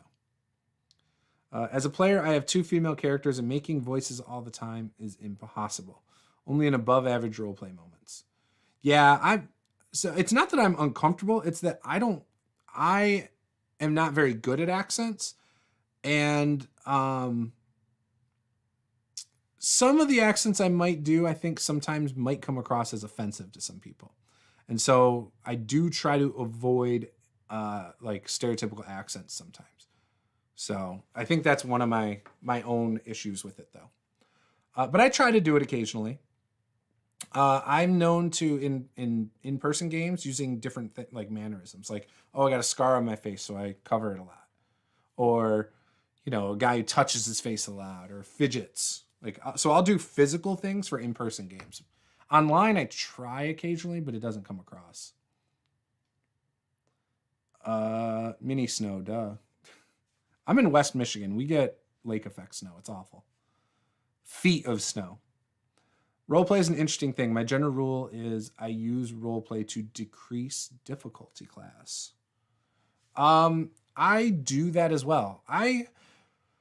So there are times, and this is not popular among some players, where they will want to use an ability that they have, but they don't roleplay it, and their ability might be something like talk for a minute, right? I always force people to roleplay it, or at least paraphrase it. At the least, paraphrase what you're trying to do. And if it's good, we'll get to that point where you get to roll. If it's bad, or in my opinion, it doesn't work on this NPC or whatever, then I'm not going to resort to a roll. It's just not going to work, you know? Hell, when I was a kid, we were snowmobiling by Thanksgiving here in Indiana. Times have changed. Wait, are you talking about, you know, global warming being real? I don't know how it's real. I mean, we're on a flat earth and, you know, all that. No, I'm just kidding. I'm not getting political. Dead Aussie Gamer. Also, if you want, I'll run a character voice workshop for you, man. I have vocal training and can teach. Oh, that might be cool. I might be up for that someday.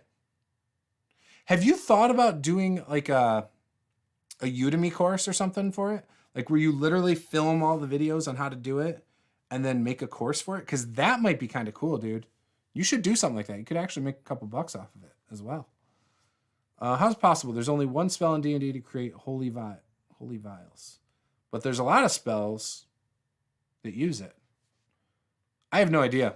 I don't know a lot about spells, to be honest. I usually have to ask my players to tell me what their spell does. I use spell cards too when I'm playing, or if I'm running a game.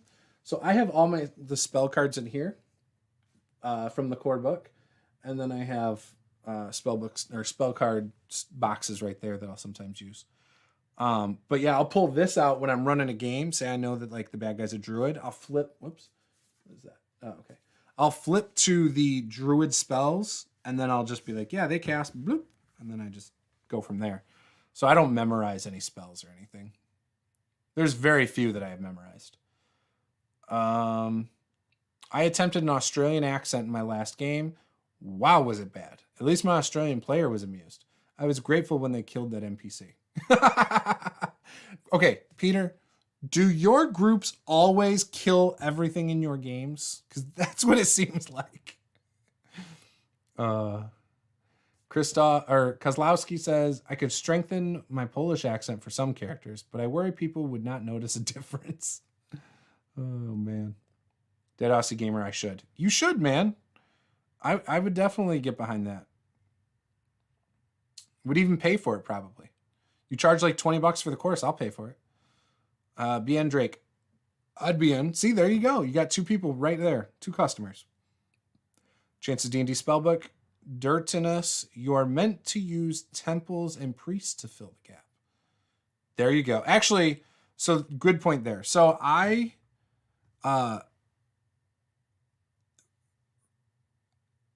need to do a better job in my own games of that as well. And that is, having set places you can go to get different resources in your D&D games. Temples to get like holy water and, your healing and things like that. Maybe remove curse. Like that's kind of been a staple, right? I don't know if new gamers realize that though. They're usually like, they'll be like, oh, can I buy this at the utility store? And it's like, no, but yeah, that's something I should probably do a better job of as well. Explaining where you can go to get specific things and type of buildings in a city. How many times have you guys played in a game where the DM's like, yeah, you're in the city.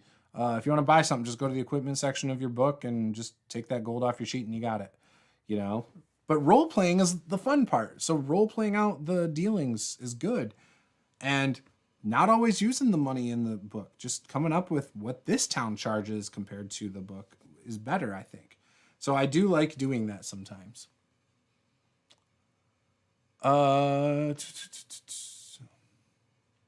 Killhammer. Mine do anytime I bring in evil NPC that they need to question, they kill it. Yeah, every NPC Peter has in his games gets killed. Good or bad. Dirtness. Okay, but what if there's no temples and or priests in that D&D campaign? Why are there no temples and priests? That's a more important question. Are they all dead or something?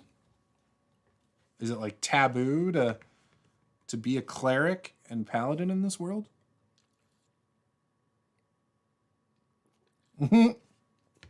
Sucks to suck.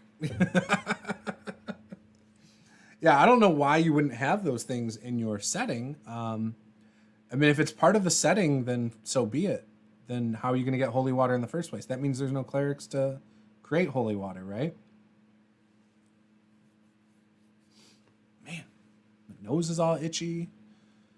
Keep yawning because I'm tired. I'm loving our conversations today, though. Loving them. So, did anyone see the guy, Schlanders did a video about creating your own game system? Something I'm doing is actually working on my own system. I've been working on it most of this year. Was working on it alongside my friend Aaron, who's working on his own narrative dice game called Rad Wasteland.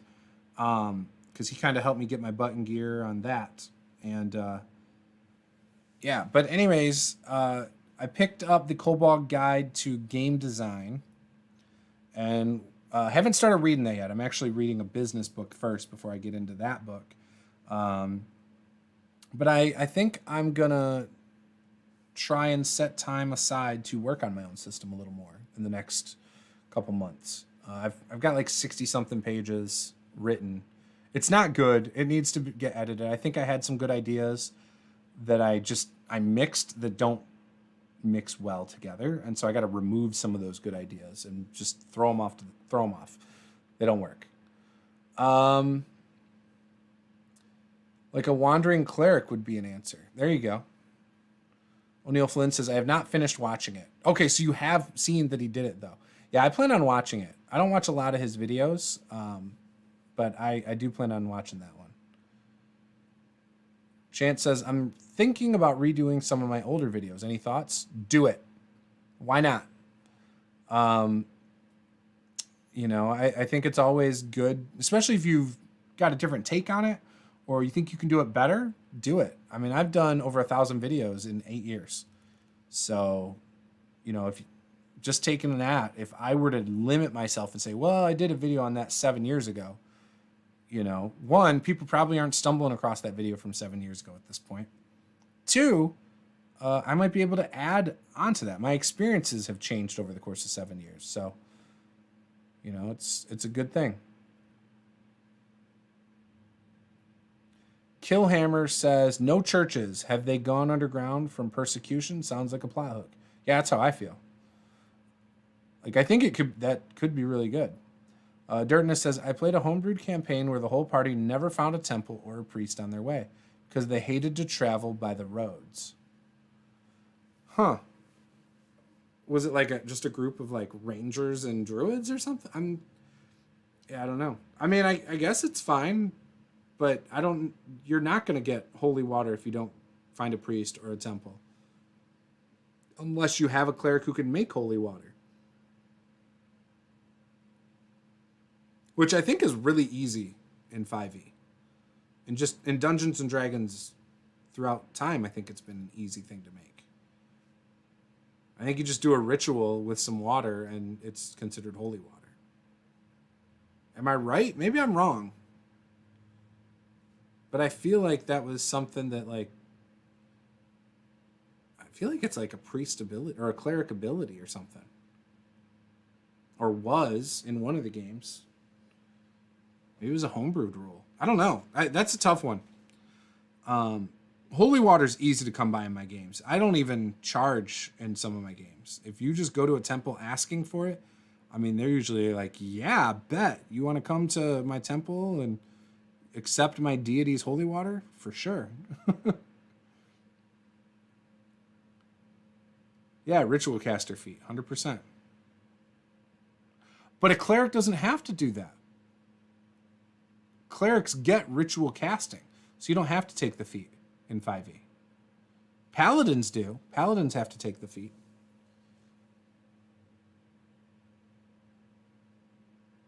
Yeah, but silver, I don't know. Silver's easy to come by. Gold is fairly easy to come by, especially if you're talking about 5e. You should, within a couple levels, be just swimming in gold.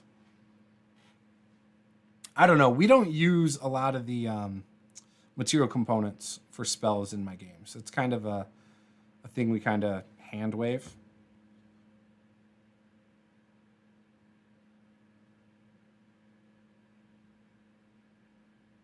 I just find that a lot of people I play with don't like that aspect of the game. So I don't strictly enforce it. I tried to early on, and most of my players hated that. One, they had to have a free hand. They had to buy the components. They lost their gold if they did chromatic orb, things like that.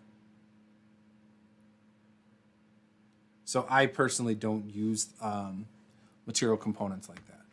I love when I have a player who chooses to use the material components, though. They try, like, they're like, oh, I'm in town, I want to buy more of the material components. I'm like, all right, fine, you did it.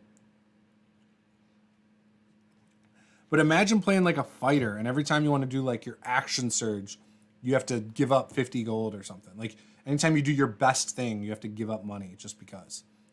You know, they'd be pissed. And that's the experience I have with a lot of my spellcasters. Or had. I was thinking about that the other day. Do you feel like gold is too generously given out? It depends on the game.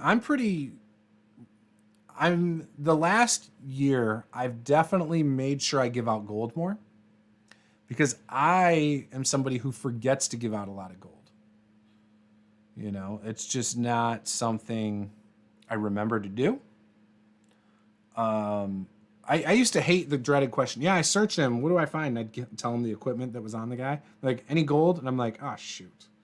Because I never knew how much to give my players. I actually... So if you're using encumbrance, giving out a ton of gold, right there, you can limit how much gold they can carry. You know, like Beckme, encumbrance is measured in gold coins. So... You know, it's pretty easy to be like, oh, well, you can only carry this many coins. It also gives you a whole new aspect of your game then. Like, if you get a lot of gold, where are you keeping it? A bank? How much are you willing to pay for a bank to hold your gold? You know? These are not the spell components you're looking for. I feel the same. Even the gold is not so used in spells as a component. Yeah. It's just a lot of people I don't think like that aspect. Kozlowski, I just lost a component pouch in one of the games, but the GM allowed me to look for the components in the wild with occult checks and gave me a set amount of spells. Yeah, see, I think that's fine. I think, so that's probably more in line what I would do. So yes, you can say that your spells use components, and you can say you have all of the stuff in your component pouch. But again, actually like keeping an inventory and accounting of like what they have or don't, I don't want to do. But if, say, your characters don't have like an arcane focus and they do just have that component pouch, I like the idea of, well, yeah, your component pouch was stolen or it's missing or it caught on fire because you accidentally did a fireball and caught yourself in it. I like still having consequences like that because I would do that to my other, like say I got a druid with an arcane focus. There's a chance that arcane focus might get broken. If it's broken, they have no way to cast their spells. Doing that occasionally to make things harder for that one character every now and then, I think it makes them appreciate their character a little bit more when they have their full abilities. And I actually think that is better for a campaign than just creating challenging encounter after challenging encounter. I like to do things that target a character, gives them a weakness or targets their weakness, and then that's something they have to overcome over a little bit of time. So that right there, what you said, having your pouch taken away, I think can lend itself to making encounters very interesting for a while. And I love that. Absolutely love that. Killhammer, I do all my loot in gold, very rarely copper or silver. Yeah, me too, actually. I don't use encumbrance really either. I try to use like, hey guys, use common sense rather than actually keeping the weight. Like no, you should not be able to have 30 swords and whatever on your body. Like that just doesn't make sense. Chant says, yeah, I've been talking with some of the Adventurers League guys about it. It brings up a ton of questions about economics. Yeah, I mean, if you're in a small town especially. But again, like, you also have to suspend disbelief a little bit. Like, if you can't suspend disbelief, you're going to struggle with things like that anyway, you know? Killhammer. But I don't do encumbrance either. However, they have been robbed, forcing to keep some of their gold elsewhere. Okay. 100% agree. A personal touch is way more effective than any mechanical effect. Yeah. So, like, again, I imagine, Chance, we're playing and your Warforged walks into this chamber and all of a sudden you try to cast a spell and it doesn't work. Oh, you're in an anti-magic chamber or something. Like, you literally, no magical effects work in this room. That's going to screw you.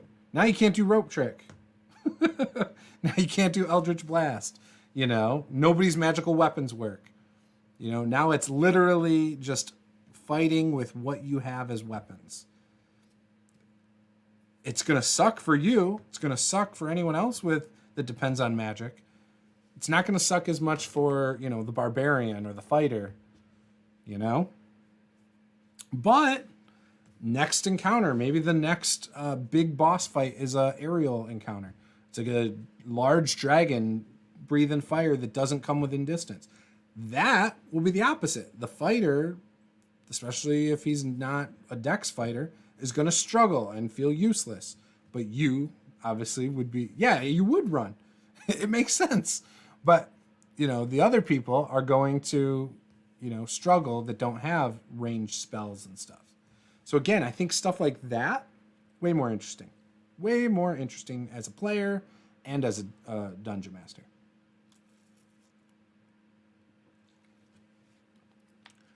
Also, in my opinion, spiked clubs should be rated as simple weapons, which does bludgeoning damage plus the piercing damage done by each spike hits the target. Why do you think they should be considered simple weapons, in your opinion? I'm just curious to hear the reasoning. I don't have a strong opinion on that. I feel like, I mean, any weapon can be used in a simple way, but that doesn't mean you can use it to its full effect. I think a lot of the weapons are considered martial because to use it as at its full strength, you need to be well trained, right? Later, Killhammer. Thanks for joining us, man. It was good seeing you. I don't know if I've ever seen you in a chat before. Loved having you, though. Good conversation today, for sure. Yeah, that's interesting. I've never put a lot of thought into like the whole simple compared to martial weapons or exotic. I've never really worried about that.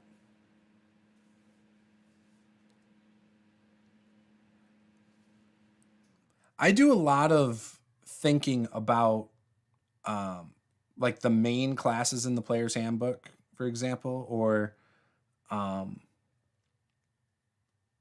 like a lot of the feats I've kind of put a lot of thought into. Haven't put a lot of thought into spells, which, you know, so I guess a lot of the spell casting classes I haven't put a ton of thought into either. But martial classes appeal to me the most. I also think I like magic to be more rare in games, like spellcasters.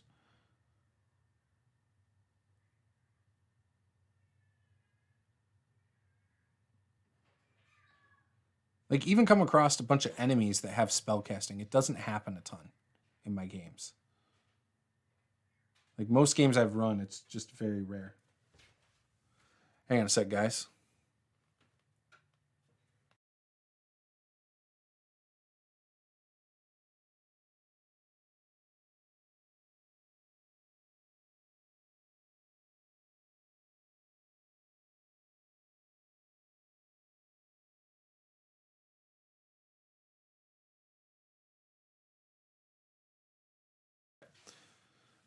Okay, sorry guys. Yeah, so I put a lot more thought into like the martial stuff. Even in my settings when I run homebrew stuff, there's not a ton of like magic user bad guys I use, right? Unless it's like a lich or something like that. But I can't think of a lot of wizards I've thrown at my party or, you know, anti-paladins or anything like that through any of my homebrew stuff.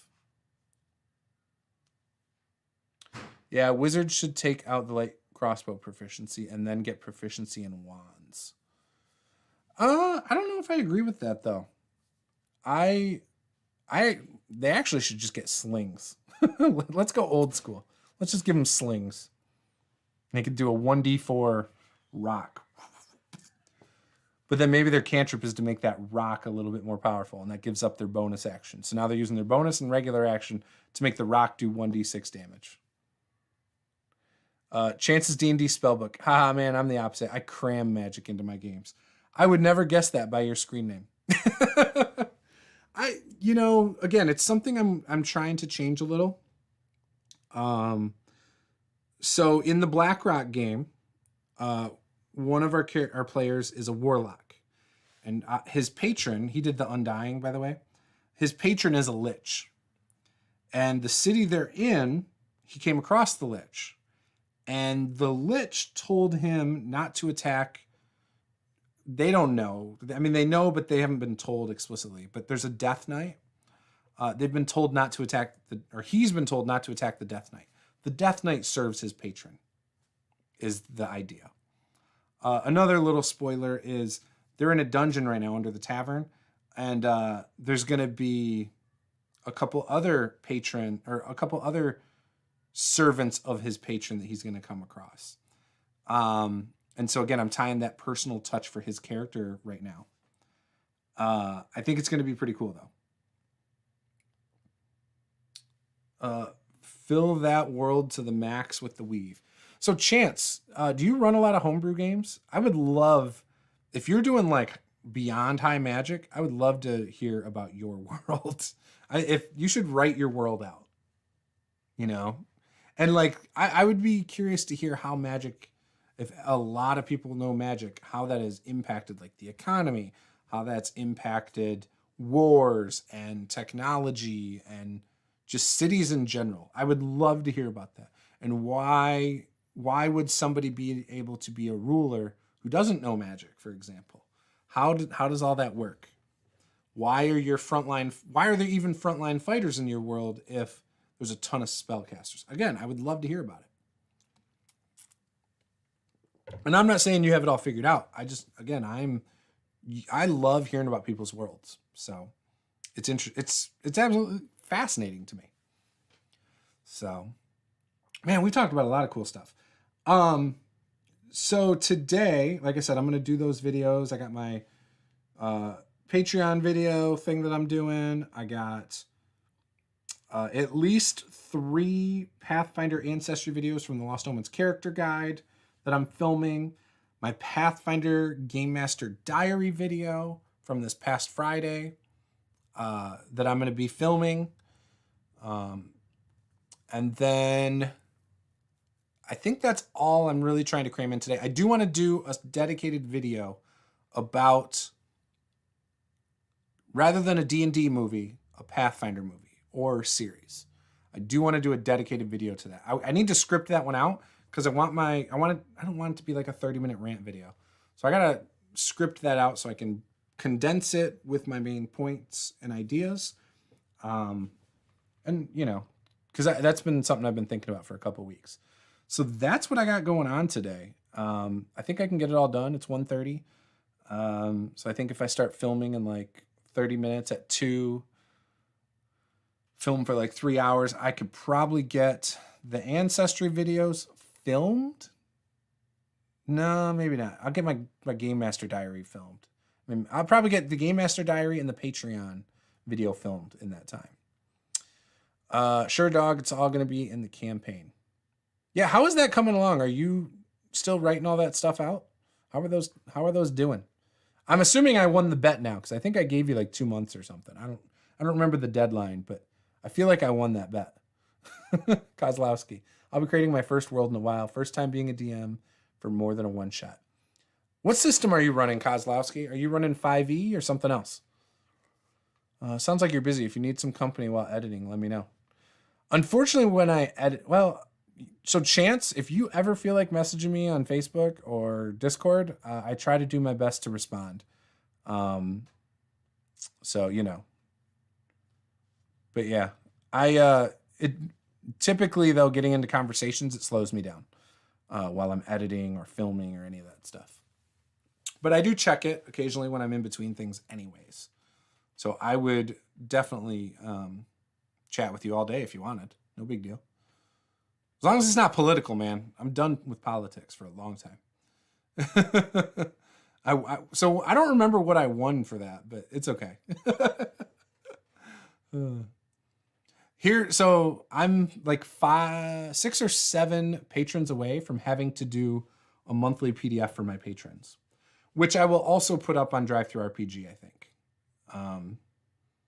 Maybe I'll commission some art or talk to somebody about some open source art and incorporate that into the PDFs.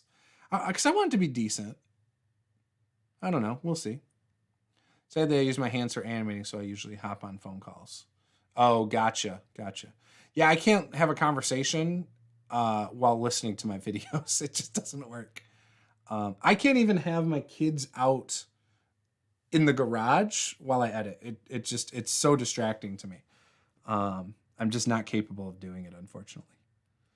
So if I want to get my stuff done, I just got to like buckle down and not pay attention. I've tried listening to videos in the background, whether it's people's taking 20 responses or whatever. I just can't do that either. So typically what I'll do is I'll start listening to something and then I watch that rather than doing what I need to do. So I try to restrict myself to, okay, I'm going to do this step in the editing process, all my jump cuts, and now I'm going to watch a quick little 10-minute video. All right, now I'm going to add my graphics in, and then I'm going to watch another 10-minute video. Like, typically I'll do something like that. While I watch the 10-minute video, I will have side conversations through Messenger, though. So that's just how I operate, though. Oof. Woo. Good stuff. I'm hoping in January that I will finally start to understand Pathfinder a bit more. I'll understand how things interact with each other mechanically, power levels, stuff like that. Right now I can say I have an idea for how things work with each other, but I don't know the powerful combinations necessarily. I don't know balancing encounters in a proper way where you can make this encounter feel a certain way and this one feel a different way. I'm not fully up on that yet with Pathfinder, but I'm hoping over the course of the next month I can get there. That's my goal this month. Kozlowski says, a couple of my buddies asked if I wanted to be a part of a campaign where we'll be each taking a DM seat. And it'll be in Genesis, which I don't know much about. Okay, so Genesis is that narrative dice system by Fantasy Flight Games. Cool system. I really, really love it. And I will say, so my friend who's doing Rad Wasteland, Genesis inspired his new system that he's working on. He uses different sided dice and things like that, other than like different than what Genesis does. The premise is very similar though. If you like Genesis, you'll like his game Rad Wasteland, which is like a post-apocalyptic Wild West game. So there's like technology and stuff, but it's very Wild West feeling. I have no kids yet. I only have parents at home in their 80s. Wow. I have 3 kids. I've got a 9-year-old, 5-year-old, and 2-year-old. So it's quite crazy around here, usually. But that's okay. And the 9 and 5-year-old really want to play D&D. The 9-year-old we've played a little bit. Probably going to play with her in a couple weeks. Get her solo game with me going. Really all we do is I pull out a flip mat and then we just play some encounters. Like, we don't get too caught up in story yet. We just have some fun. Typically her character is like some princess that saves a bunch of dudes who need help. And that's the gist of our game. And she always has fun. So, and we stream it. We have it up here. I think we called them The Adventures of Aaliyah Barora. And we haven't played it in a long time, like 9 months or something, 8 months. But we will get back to playing that because she wants to, and I want to do that with her. I'm also starting a stop motion animation wrestling thing with my son. He's 5. He loves wrestling. And he watches like a couple YouTube channels where they kind of do that. And so I told him I would do that with him and we would set things up. And once a month we'll have like a little stop motion thing we do. Which is interesting. So it's really easy to do. You do like 24 pictures per second. 24 frames per second, basically. But we're not going to do that. it's because that would take too long to do like a 10-minute video. So we'll do, like a picture per second or something, and just we'll add our little commentary over. It's going to be a blast. It's going to be a good time. I'm looking forward to it.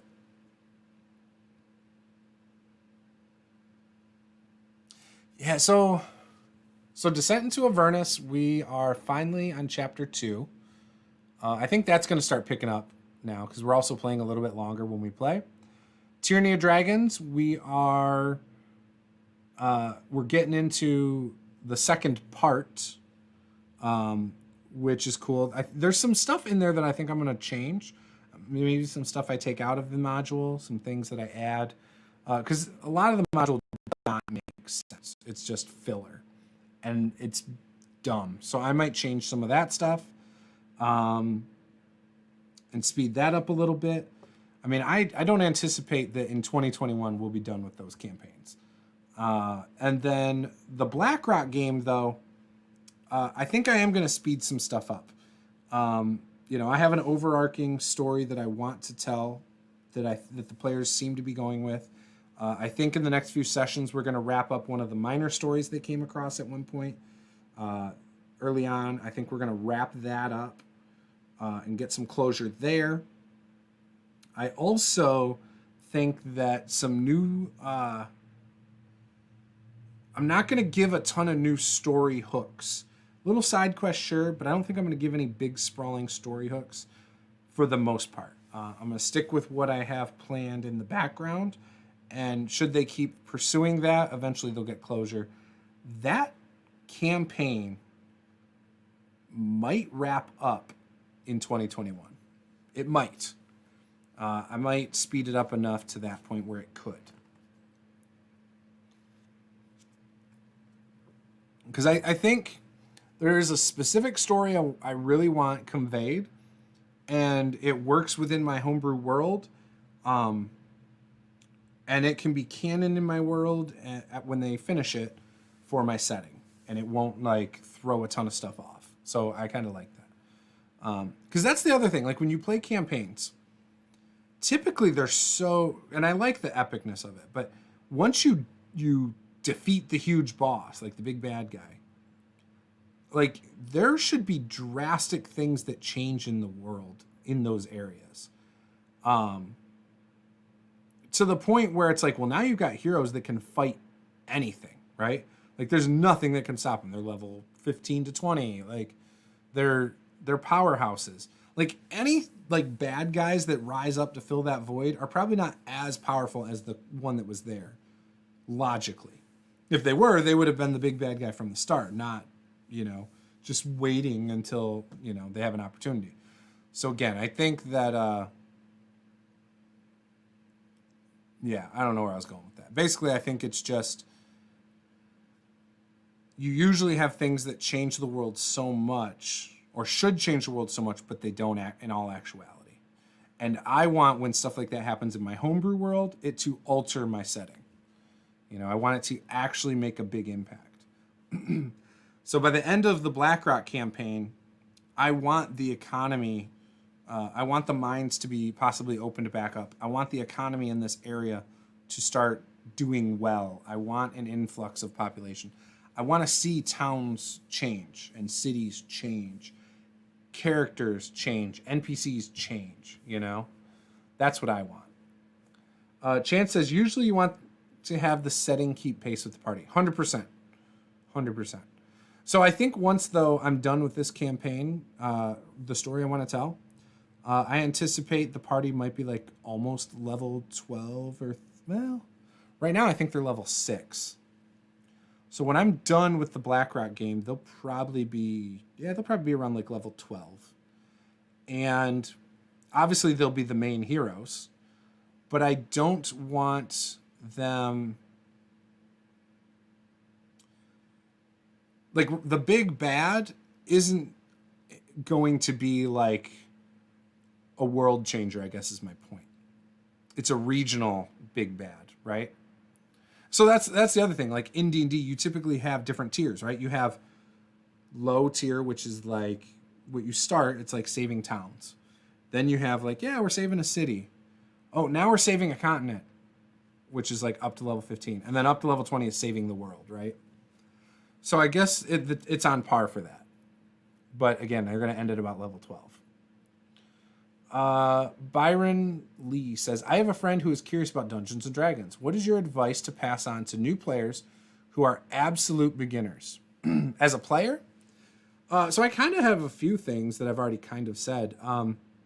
One, but this I didn't say, try different things. If you think you like something, you'll be surprised, I think, to find out you might not like that thing. Or if you think you don't like something, I think you'll be surprised to find you do. For the longest time, I wouldn't play a cleric because of the stereotype that they have to be healers and how a lot of other players treated them that they needed to be healers. So to me, I hated the idea of being a cleric. I finally played a cleric for the first time when 5e came out. It was the first campaign I played in of 5e, and I found I love clerics. And I actually did play more of a healing type cleric the first time, but just knowing that in 5e I could do some offensive things, I could have fun with the role play, there was a lot of opportunity to try different things. I fell in love with the class, and now, I love playing Tempest clerics. I love playing War clerics. I love going against type or trope. For me, that's a ton of fun. And I would not have known that if I didn't try to do those things early on. I think that's also what bothers me about Taken 20's video the other day, is his advice, or not his advice, his take on Pathfinder 2e is you have to play the stereotypical OP build, or else you're playing the game wrong, is basically what he said. And I hate that. I hate that people are going to watch his video, see it, and think that if I play Pathfinder 2e, I have to make a healing cleric. I have to make a blaster wizard. I have to make a tanky fighter. I hate that idea. Play what you want to play, and play for fun. Don't play just for the mechanical benefits.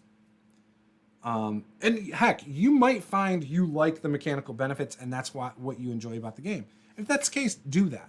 But try some of the other stuff. Try playing a dwarf spellcaster. Try playing a half-orc spellcaster, a elven tank. Try different things. Just dabble. I think you'll find that's fun. If you realize you like more role play and you're in a group that doesn't role play a lot, try to engage the other players in role play. I said that a little bit earlier. Rather than complain about your group not playing a certain way, the whole Mercer effect, oh, my DM doesn't do voices and doesn't role play. Do you do voices? Do you role play? If the answer is no, then you're just as guilty. You can bring that out of people by doing that a bit more. So that's kind of what I would say right there. Those are my best tips. Just have fun. We've all done it. Think about it. You grew up playing with toys and pretending. That's all you're doing is you're playing pretend. That's the simplest way to look at it. Chance, for example, secret societies and planescaping become more useful after level 12 or so. Yes. I actually use a lot of secret societies in my game. I love secret societies in my homebrew world. In fact, that is one thing I want to write about.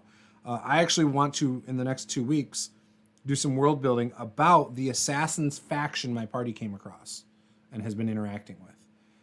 One, for me to have it fleshed out. I already know how it works. Everybody who's in it was an urchin at one point. They're brought in at a young age and they start training, and then once they hit adulthood, they get their first couple missions, which are typically basic missions, such as a noble paying the guild to off their bastard children or whatever. So that's usually their early level missions. They test their loyalty and their allegiance at that time. Should they prove worthy, they move up a rank. Now they start dealing with some other stuff. Or maybe they off some rival nobles or whatever. And then, they get into more. That's what I like to do with this, some of my stuff. Joshua says, I play 0 to 100th level with corrected mechanics that make far more sense than most current RPGs with stat caps / monster or CR builds.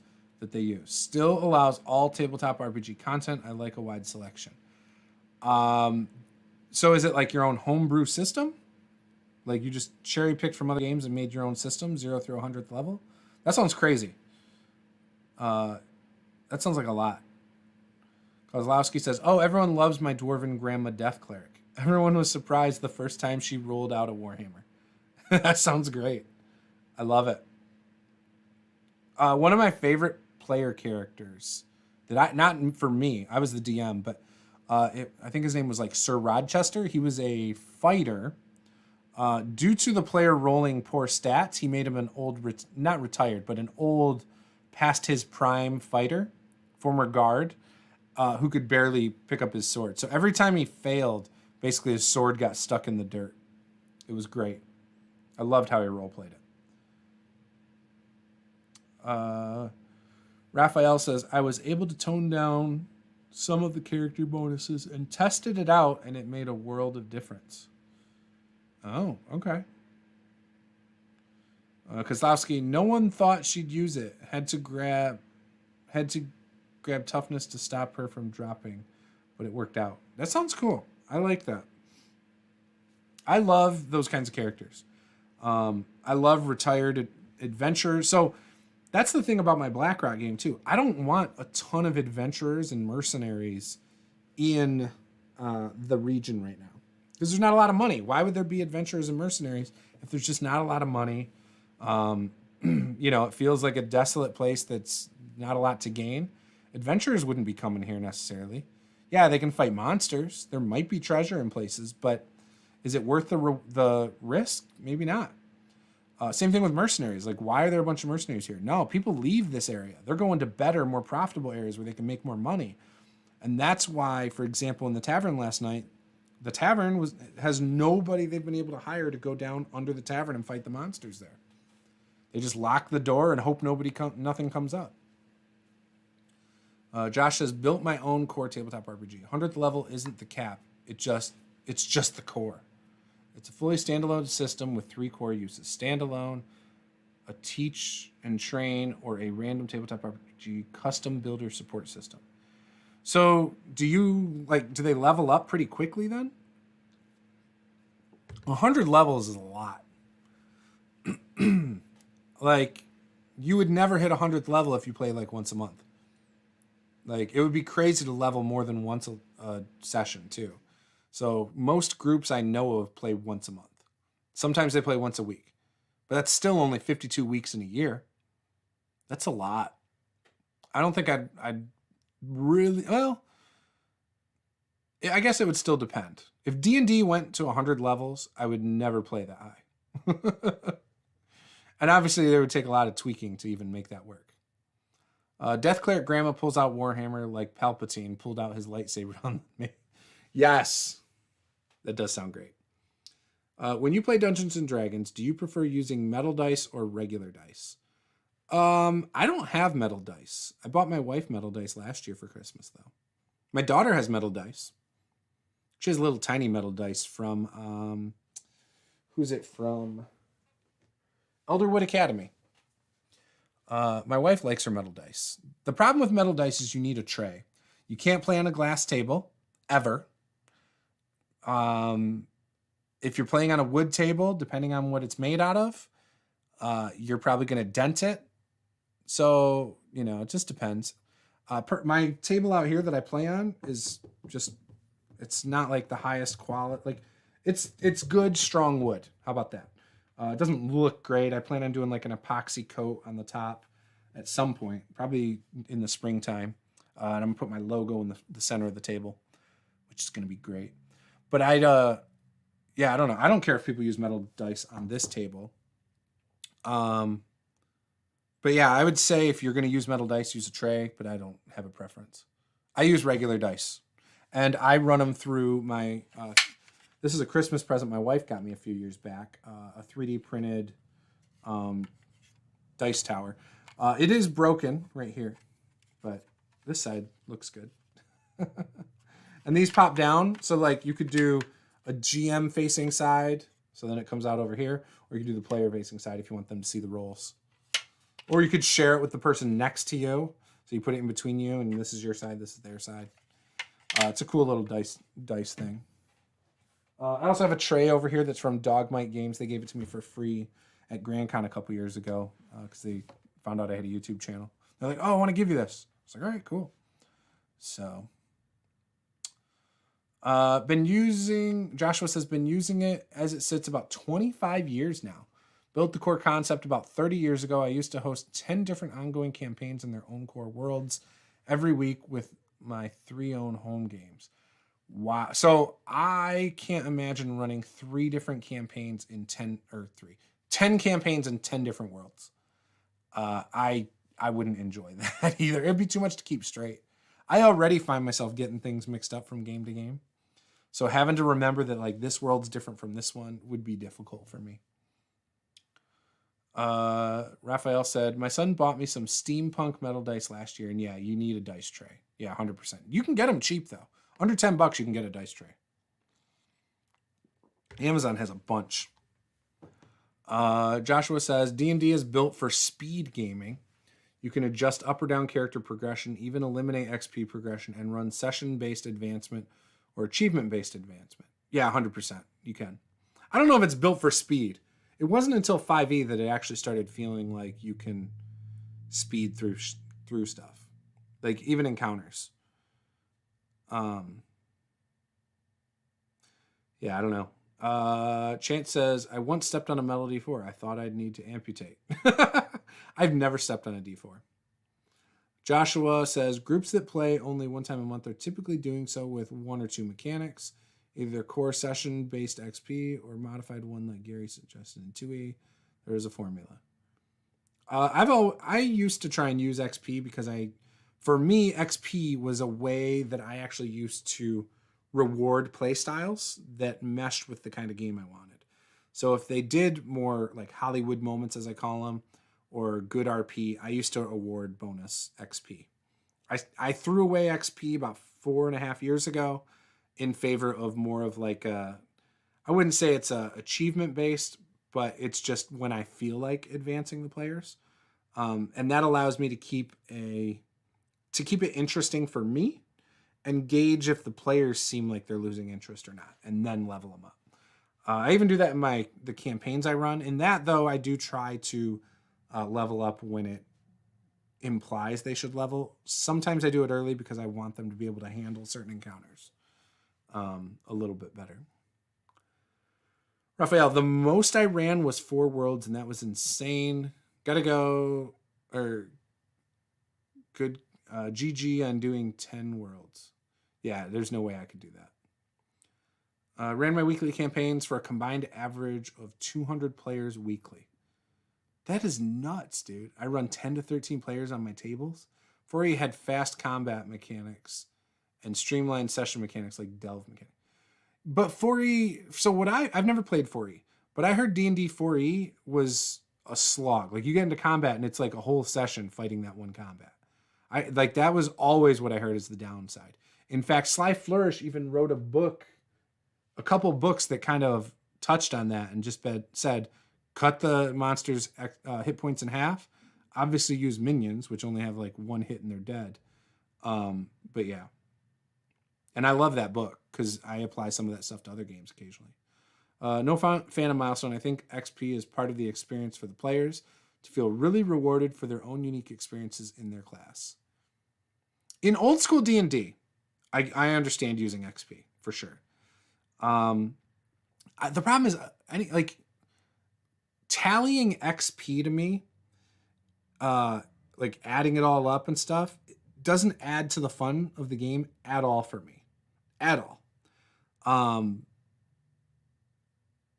It's whatever. I like getting new abilities and things like that. I like getting rewarded for things in game, whether it's with some like a mechanic like inspiration or something. But I am not, I just hate sitting there. It's like, oh, okay, we fought this, that's worth this. Oh, you did this cool thing out of combat, so I'm going to reward you this XP. I take terrible notes during a session. So if I did XP now, which I'm trying to do in Pathfinder 2e because I'm trying to get the full experience of it. But if I did XP now for a lot of my games, it would literally just be rewarding them for combat, because trying to remember to jot down a note when they do something cool, or tallying like, oh yeah, I think you did this cool thing at that point, so I'm going to give you bonus XP there, and you did a good job role playing, so I'm going to give you extra. Like, to me, that is not the path I'm going to go down, I guess. Because it's, again, I'm going to miss things. I'm going to, give some people XP that others I wouldn't.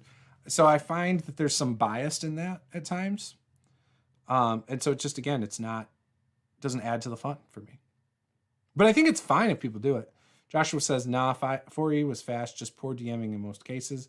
4E was designed to use powers as a collected assortment of typical player actions to inspire new players for actions they could take based off level.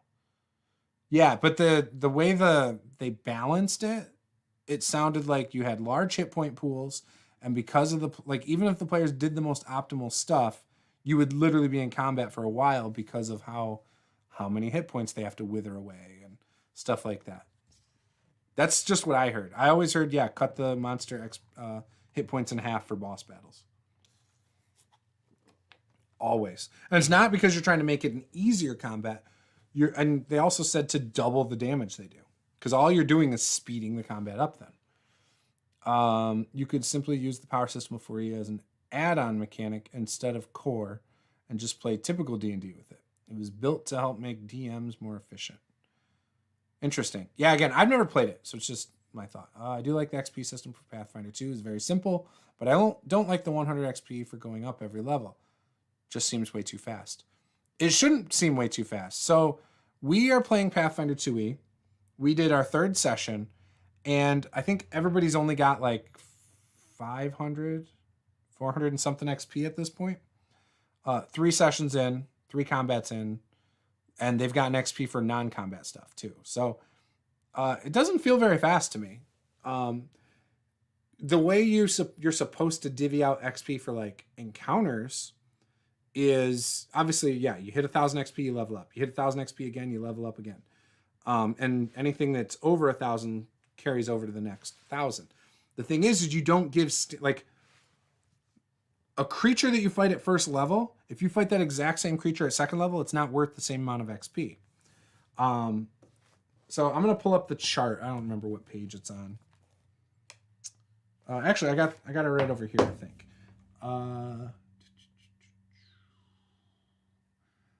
XP awards. So for XP awards, if you do something that is a minor accomplishment, you should get 10 XP. Moderate, 30. Major, 80. If it's moderate or major, they should also get a hero point, which you're expected to do like 1 every hour of gaming, which allows 1 reroll, which is a lot, and I think, and I don't do it that often. In fact, I rely on the viewers to use Super Chat to award XP for my players. Or not XP, but hero points. As for if they're fighting something, if they're fighting, say it's a first level party and they're fighting a CR1 or whatever, a level 1 monster, that should only give them 40 XP, right? At most. If it's a simple hazard, it should be 8 XP. So like a trap might be 8 XP if it's simple. Whereas a monster that's the same level should be 40. But if you have 4 players, you should divide that by 4. So they get 10 XP for fighting a level 1 monster. It shouldn't feel fast.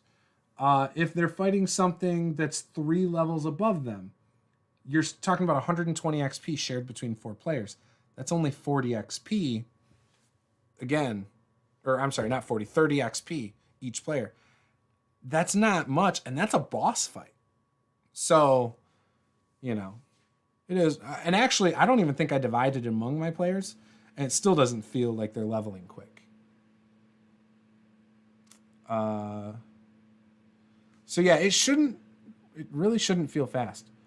Monster selection from core was on point. Again, poor DMing. Most DMs have issues using CR properly, which is why DMs had issues with monsters being HP heavy.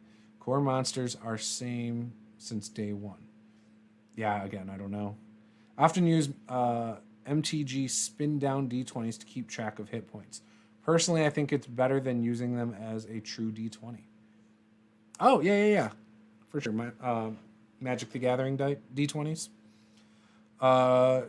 True, I saw the chart on that, which I do like. Yeah, it should take a little while still to level up. Joshua, D&D hasn't had much variability in core monsters since their creation. AC, hit points, type, monster, core hit dice, and so on. Reprints in monster manuals over and over again. Yeah, they've changed a little bit, though. Some of them have. Like, some of the abilities they've added to them, I think, are cool. But yeah, the basics of them hasn't changed, right? But that's the other thing. So if you're running in Forgotten Realms, I mean, it probably shouldn't change. But if you're running in a homebrew, why not adjust it? I adjust stuff all the time. It makes it more fun for me. Raphael said, nah, no rerolls or ability boost stats. That's just too much. I would make heroic points very rare. Yeah, I give them out rarely on my own. But like I said, we use Super Chat, and $5 from the chat gets a player in our Pathfinder game a single hero point. And actually, we do villain points for me as the DM. If someone does $10, it gets me a villain point. So I've got 2 right now. Got some players with, I think, 3. Yeah, and I think we're going to get into some more lethal combats soon where there's going to be chances to use those, and I can't wait.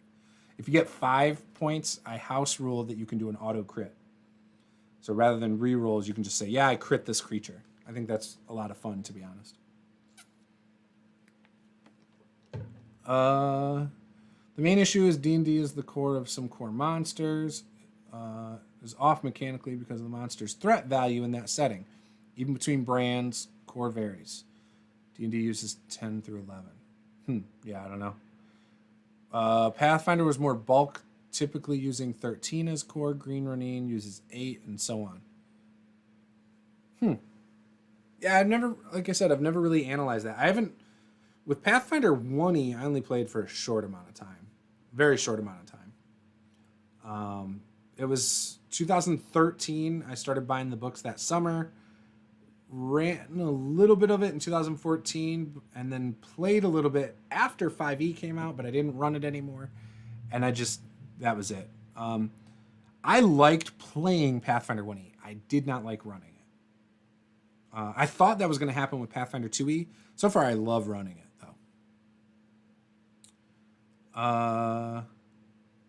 Forgotten Realms is supposed to be magic rare light, yet is depicted and played magic heavy. The only reason it's supposed to be rare and light is because it was around in the early editions where magic was supposed to be a lot more rare. As the game has developed over the years and the editions, magic has become more common. Magic classes typically ranging 30 to 70 damage on a turn. Sequences 5 players is over 150 damage. Yeah, for magic classes. But that's only at their full, when they're using their maximum spell slots. But I also prefer newer D&D systems compared to old ones, personally. I like having options. I enjoy playing Beckme, and I enjoy 2nd edition, but at the same time, those are definitely far from my favorites. Wish DMs weren't so scared of boons. I see so much wasted potential. I've done boons. I've done the boons from the DMG before for players. I toned them down a little bit, but yeah. I think I'm fairly flexible with what I'm willing to allow in my games, and the home brewing I'll allow in my games. I'm flexible about that. The problem is I haven't played with a lot of groups that want to do that. I think my experiences are not the same as others. Like I hear DMs complain about players that bring them all these third-party things that they want to use, and I've never had that happen ever in a game.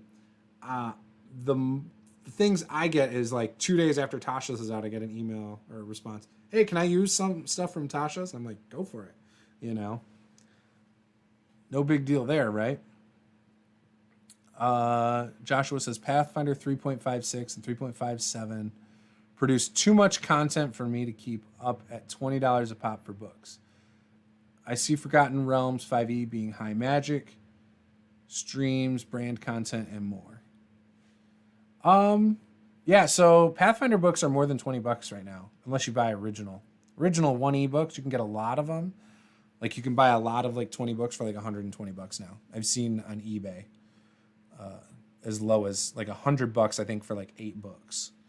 So you can get 1e books for pretty cheap now. Yeah, Forgotten Realms is definitely high magic now. I play every tabletop RPG content at the same table, same time, all editions. Huh.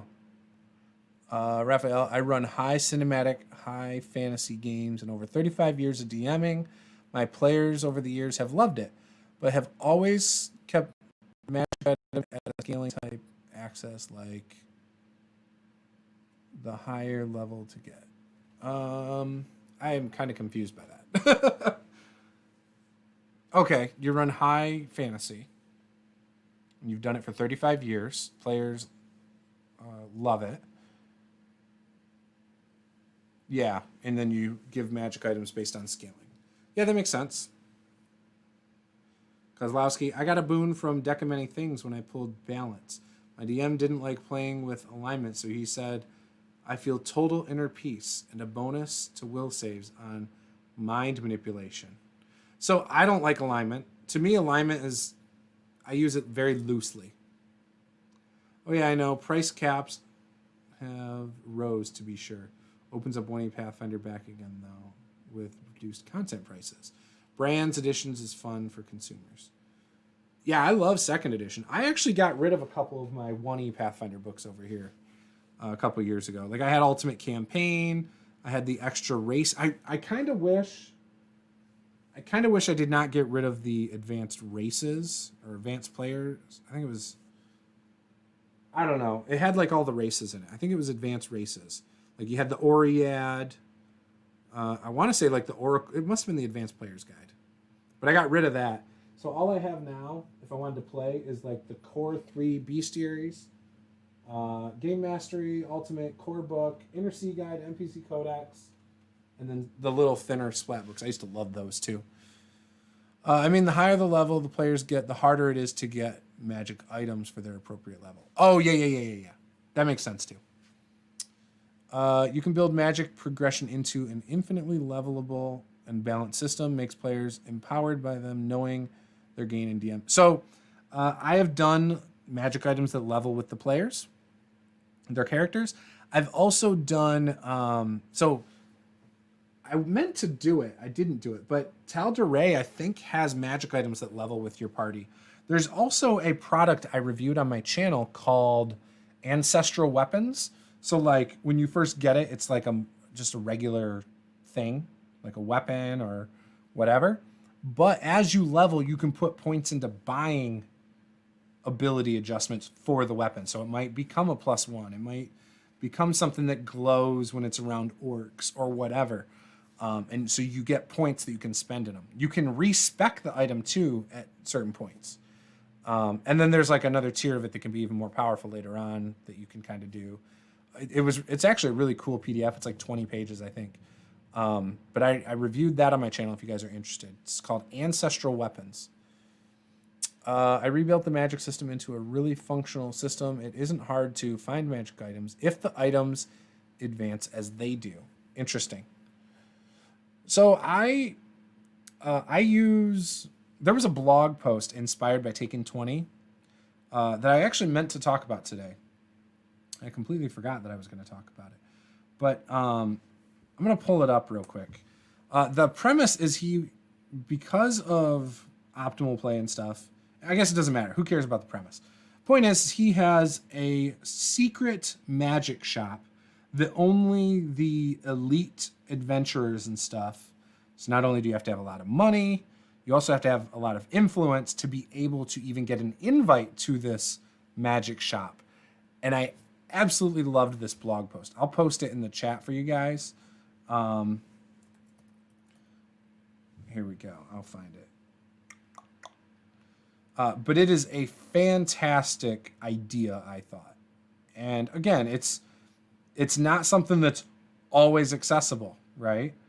So I think that's really what makes it awesome. Where is it? Here it is. Oops. That was not what I wanted to click. Shoot. I did not click the link. I clicked Cody, who was tagged in the post. All right, here we go. So open this in a new tab if you want. That link is an interesting blog post that I think I'm going to try and incorporate in some of my games. I give sentient items that reflect how the world views the players. Interesting. So I don't like doing sentient items very much. I hate the idea that like they can communicate with the players. It's just another thing I need to remember at all times. 3.5 had Weapons of Legacy, and even Unearthed Arcana 3.5 had some possible alternate swap mechanics that worked well in gameplay. I heard Unearthed Arcana in 3.5 was garbage by like everybody I've ever talked to. Kozlowski says, I like alignment as a tool for me, the player, to help with role-playing sometimes, but I grew to think that it should be rarely touched unless it's Hell or Divine heavy campaign. I just think it's so limiting, the way alignments are. You know, to say you're always going to make this choice pretty much. And if you, like, the thing is that implies you wouldn't kill, you know, out of revenge, right? Because that would make you evil, you know. But if someone did something to my kids, I'm not going to act good. I'm going to go and get revenge and tear that bastard up. So again, to me, it just is, I can't relate to it. And so it bothers me. I just always thought it was too restrictive. I just got about all Pathfinder 1 hardcover books, love Pathfinder 1, and we'll pull things for those books like feats and skills into Pathfinder 2 as non-magic teaching scrolls of forgotten skills as rewards to my players. I love that. I absolutely love that. I too, I actually want to buy the 4th edition D&D books, but I don't want to spend the money. But I want the 4th edition books, all of like the players' books, all of the monster manuals, to adapt to newer games, like the abilities and stuff, because I think it's cool. When I game tested 9,000 hours of 5e from its transition from 4e to 5e, that had a different vision than what 5e was after testing. They went another direction altogether to vision. Mm-hmm. They did. So I have... This was the last D&D Next playtest that I printed out. All of it's in here, such as character creation, the rules, the equipment, dungeon mastering, and the bestiary. All of it. I only printed the last one. I also have in my other binder over here somewhere, I have the adventures like that were built for D&D Next playtest. Or not built, but adjusted because they're old adventures. And those, you're right. When they were testing it, they even said they would release a playtest and they would really only trying to get to understand a couple things in the playtest.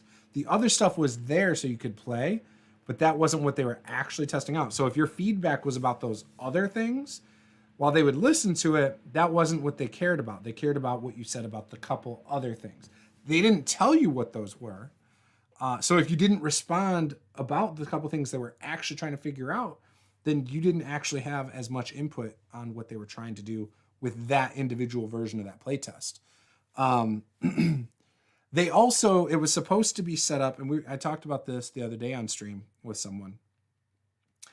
When they did it, the idea was you would get a core game, and then as things came out, it would be very modular. So like all the optional rules in the Dungeon Master Guide, that was the stuff that you were going to get with the system going on.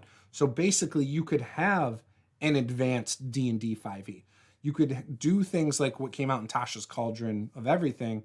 And that was something they were going to do much further or much earlier in the process. I and the other person I talked to think that the popularity of 5e and how it kind of took off changed their direction in the game design. I've said this to people before, and some people don't agree with me, but yeah, that's the my big takeaway is that the popularity of it took away what their original intent was of how they were going to do things. And that's okay. It's been very successful and people love it. So I didn't spend 9,000 hours with it, but I played it for over, I think, a year leading up to 5e at Adventurers League. And I loved it. I had fun. I remember playing an elf paladin from the playtest, and it was a blast. But yeah, the abilities, they took out the abilities, certain abilities. I think he had like a background, like entertainer. So he had like a lute or something. But yeah. Joshua says, Unearthed Arcana 3.5 was awesome. Swap out mechanics were fantastic. One of my most used books. See, but you are somebody who definitely likes using different, like you have no problem dabbling with new mechanics. And I do not think a lot of people do. Like a lot of DMs I've played with in recent years, there's not a lot of house rules. And that's probably a new school thing. Like any gamer since like 2000, it feels like, is more of a rules as written type of person and doesn't tweak mechanics much, I feel like. Whereas I've met a lot of people who played older editions that like to tweak the mechanics. Just, I don't know, maybe I'm wrong on that, but that's my hunch. Raphael, yeah, I have the Money e-books and I've done the same thing. But the monster manuals for me are the best thing about Money E. When you say Money E, do you mean like 4E?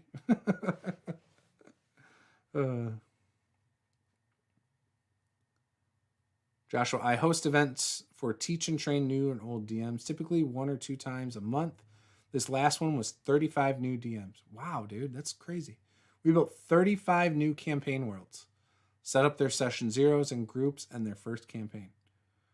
Wow. Do you have, like, where do you offer this service? That's awesome. All with adventures. My system uses 10, not typical, 8 per level. That's crazy. Kozlowski, it was fun dropping here for the first time, but I got to go. Have a good day. You too, man. I'm glad you came. It was a real pleasure. Joshua, I was thorough in my depth of playtest. We had video calls as well with staff. Fun because they were like, how? And I said, you have the resources. Go back and play 1E first level, 2E first level, 3E first level. They did, but then Monty Cook took a walk. So did many others because 5E was being pressured to release too early. Monty Cook wasn't part of 4E, was he? I know he was part of like 3. Did he do 4E? Interesting. For sure, they want to be cult-driven core mechanics. Part of the toxic I find now with Torch and Pitfork. They want options from brand, not from history, even in brand. Gotcha. Hot dogs and typing. That's okay. I have not eaten lunch yet. I need to go do that. It's 2:30 now. So, yeah, I probably should end the stream for now. So we do this on Sundays. I think 11 is going to be when I do this. I think 11 is a good start time.